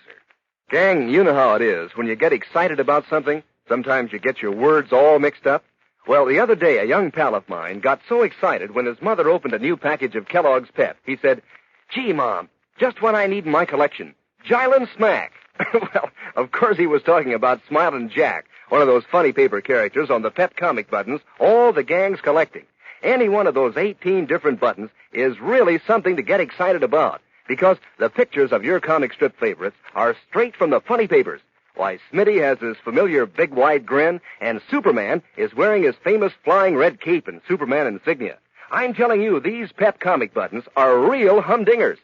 And you know what the best part is? They're easy as anything to get. You don't have to send in a single penny, not even a box top. Fact is, you can't buy these comic buttons anywhere. All you do is make sure Mom keeps you supplied with plenty of that super delicious whole wheat flake cereal, Kellogg's Pep. Inside every package, there's your exclusive prize. That's P-E-P, Pep, made by Kellogg's, the greatest name in cereals. Now, back to the adventures of Superman. It is now 1:30 in the morning. Superman with Batman and Robin is still cruising high in the air above the tomb-like Metropolis Banknote Corporation, in whose underground vaults $50 million is stored. But the mysterious bank robber who masquerades as the Man of Steel has not put in an appearance, and our friends are fast losing their last bit of hope. Oh, I'm afraid we missed the boat, Superman. We didn't even get close enough to wave. I hate to agree, but Wait a minute. What's the matter? We didn't miss the boat. Huh? What do you mean? The false Superman has arrived. He has? Where? I don't see him. He and 6 other men are in a tunnel under the bank company vaults. A tunnel? Yes. It's an old sewer tunnel. Below the underground vaults where the $50 million is stored. Jeepers. All right, take a deep breath now. In a moment, we're going to meet my impersonator and find out if he's as strong as you say he is. Tensely, Batman and Robin wait for Superman to act, to bring them face to face with the mysterious bank robber, who even now is clothed in a blue costume and red cape identical to the Man of Steel's, and who apparently possesses superhuman strength. What will happen when these two meet? Tomorrow brings the smashing climax of our story, fellows and girls, and an amazing surprise. So be sure to listen. Tune in, same time, same station, and thrill to the adventures of Superman. Faster than a speeding bullet. More powerful than a locomotive. Able to leap tall buildings at a single bound. Look, up in the sky. It's a bird. It's a plane. It's Superman. Fellows and girls, be sure to follow the adventures of Superman. Brought to you every day, Monday through Friday, same time, same station, by the grand old Kellogg Company of Battle Creek. And for other thrilling adventures of Superman, see your local newspaper. Superman is also the copyrighted feature appearing in Superman DC publications. Say, gang, get a load of this. Kellogg's Variety is back. That's the famous variety carton of 6 swell Kellogg cereals in 10 separate packages. Makes breakfast more fun than a picnic. With Kellogg's Variety on the table, you can choose among Kellogg's Rice Krispies, Pep Corn Flakes, shredded wheat, crumbles, and 40% bran flakes.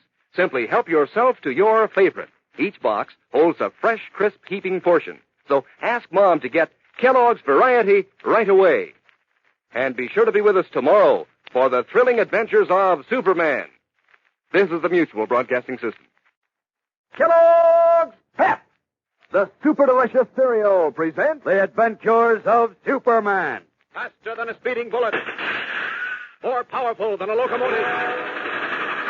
Able to leap tall buildings at a single bound.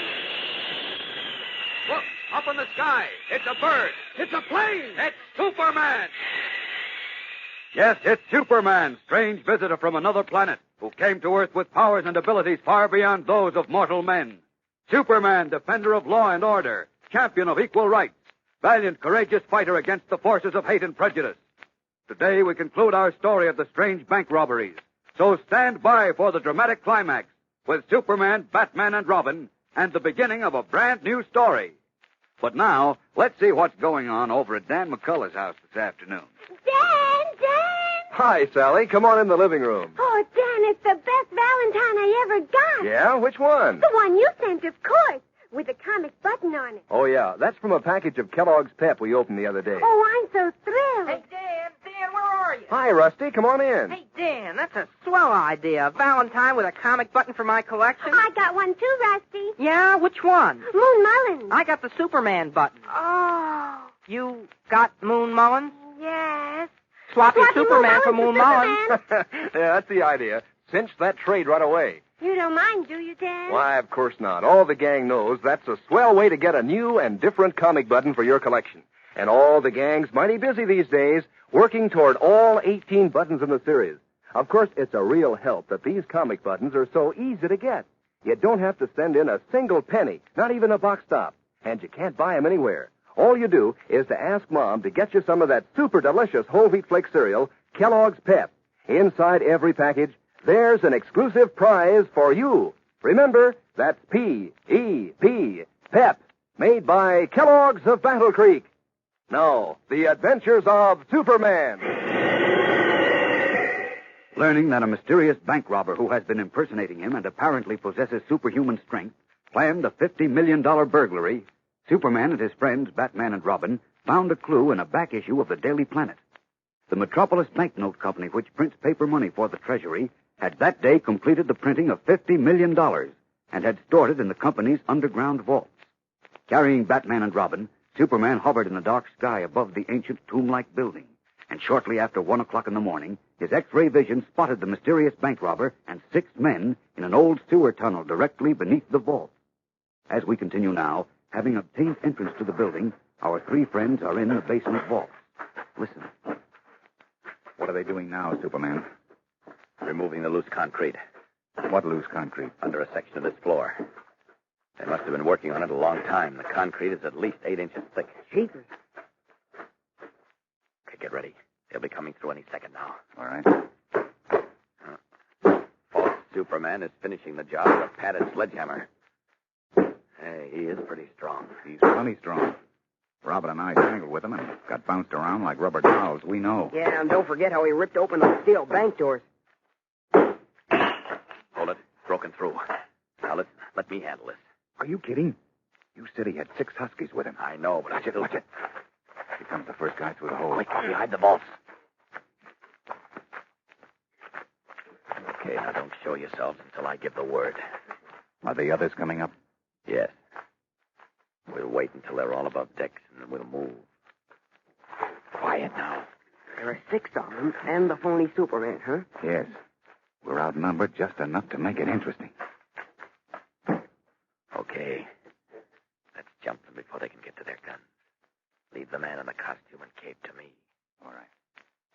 Let's go, Robin. Right with you, Pappy. Good evening, gentlemen. Hey, look, 3 guys. What's taking me to you here? Oh, here's my calling card. Read it when you wake up.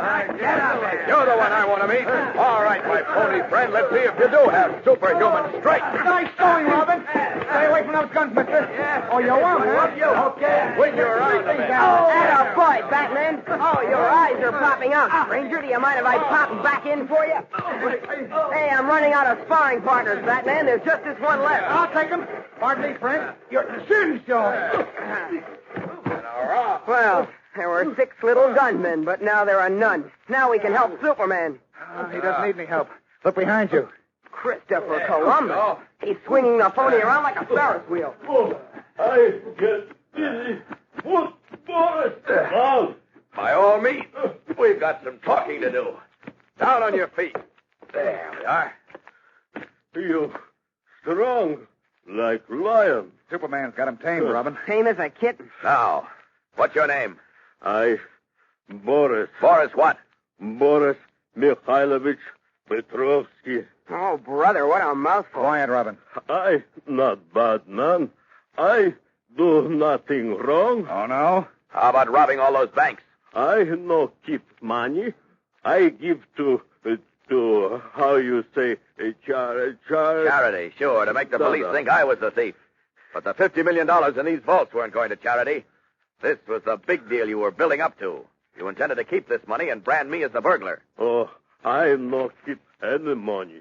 Mr. Simpson, he say, all this I do is, how you say, publicity. It get Boris very big name. Why did you want to get publicity? Boris go on stage, make money. The stage? People pay much money see Boris. Strongest man in the whole world. Mr. Simpson, he say, Boris make lots money. Who's Mr. Simpson? That he there, lie on floor. Fancy vest and spats? He give a ticket come America. He say, make Boris rich man. He say, Boris do like he say, get much of public... I think he's telling the truth, Robin. I don't. Nobody could be that dumb. Da. Mr. Simpson say, Boris very dumb. That mean Boris very strong, no? You say you believe him, Superman? Yes, I think he was taken advantage of by this Simpson. Played for a sucker, you mean? That's right. Of course, we'll check on his story. Tell me, Boris, how did you open those bank doors and vaults? And how did you bend those steel bars into pretzels? Hey, Mr. Simpson, give Boris this. What's that? Looks like an aluminum cylinder. Just what it is. There are 3 electronic tubes inside it and a battery strapped around his chest. Boris hold this to door, still gets off. Gets off? Da. He start melt. Then Boris take hold and pull rest away. Not hard for so strong men like me. Great Jupiter. You mean this thing melts steel? I don't believe it. I do. I've heard of diathermic rays used to soften steel. Remember I showed you how the bank door in Lordville was wrenched out of shape, Batman? Hey, that's right. And it was done with this electronic gadget. Well, I'll be jiggered. Oh. Here comes the police. Henderson's eyes are going to pop when he sees these goons stretched out on the floor. You think they got a jail strong enough to hold this guy? Oh, no. Please, I no go jail. I not be bad. Well, that'll be up to a judge to decide, Boris. That's how we do things here in America. But I, Boris, I good man. I not do nothing. Order in the court. Boris Petrovsky. Step up, Boris. Da.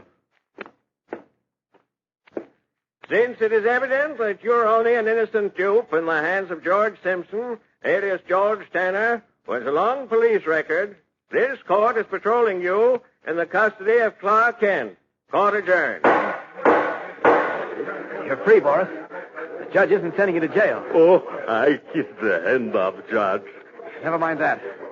Come along. I'm going to get you a job operating one of the Daily Planet presses where you can put some of that strength of yours to good use. Oh, I am so happy. So glad. With tears of happiness rolling down his cheeks, Boris, the big Russian, leaves the courtroom in the custody of his newfound friend, the man he had innocently tried to wrong. So Superman has solved another baffling mystery. But if he thinks he can lean back and relax, he is sadly mistaken. For at this very moment, another adventure is brewing. This one more amazing than any that have gone before. We'll return in a moment to begin a new Superman adventure. But first, here is your announcer.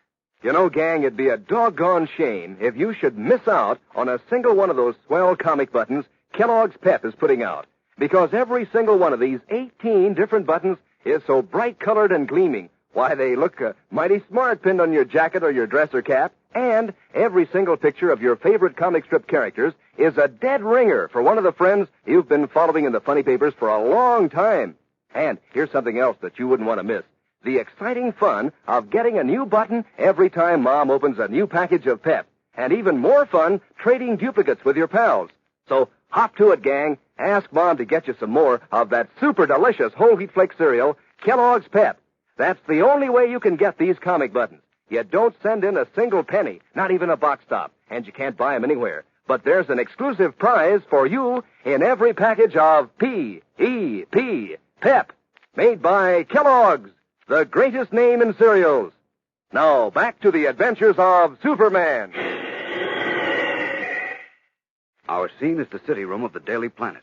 In Lois Lane's absence, young Jimmy Olsen has been using her office. And as we look in now, the telephone on the desk has just rung. Swinging back in his chair, Jimmy lifts the receiver. Oh, Olsen speaking. Jane, is it you I'm speaking to? What? Who is this, Poco? Is there anyone else in space or time who thinks in rhythm and talks in rhyme? Oh, it's Poco, all right. How are you, pal? Oh, I'm fine, friend James. And how are you? Do you still have plenty of work to do? No, I'm just moping around waiting for something to happen. Oh, how would you like it to happen soon? With, something like a trip to the moon. What? A trip where? To the moon. In a balloon. Are you kidding? Oh, honest Injun, and cross my heart. Just say the word and we can start.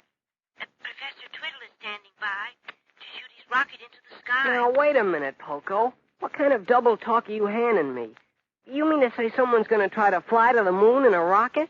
Professor Twiddle, who happens to be an expert in astronomy, is quite convinced that it is no fly to the moon on a radar beam. And so he's built a rocket ship controlled by radar to make the trip. From the Earth to the moon in nothing flat. Now tell me, what do you think of that? Well, I think it's crazy. Oh, crazy yes or crazy no. Professor Twiddle is ready to go. Maybe he's right and maybe he's wrong. But he'd like us both to go along. Me fly to the moon in a rocket? Oh, no. Oh, don't say no till you hear the story at Professor Twiddle's laboratory.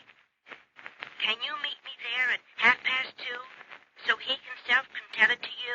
Well, where is it? Oh, 607 Winthrop Street, where the avenue and the parkway meet. But don't breathe a word to a single soul, or you'll get me in a terrible hole. Oh, okay. Oh, toodaloo, till 2:30. Toodaloo.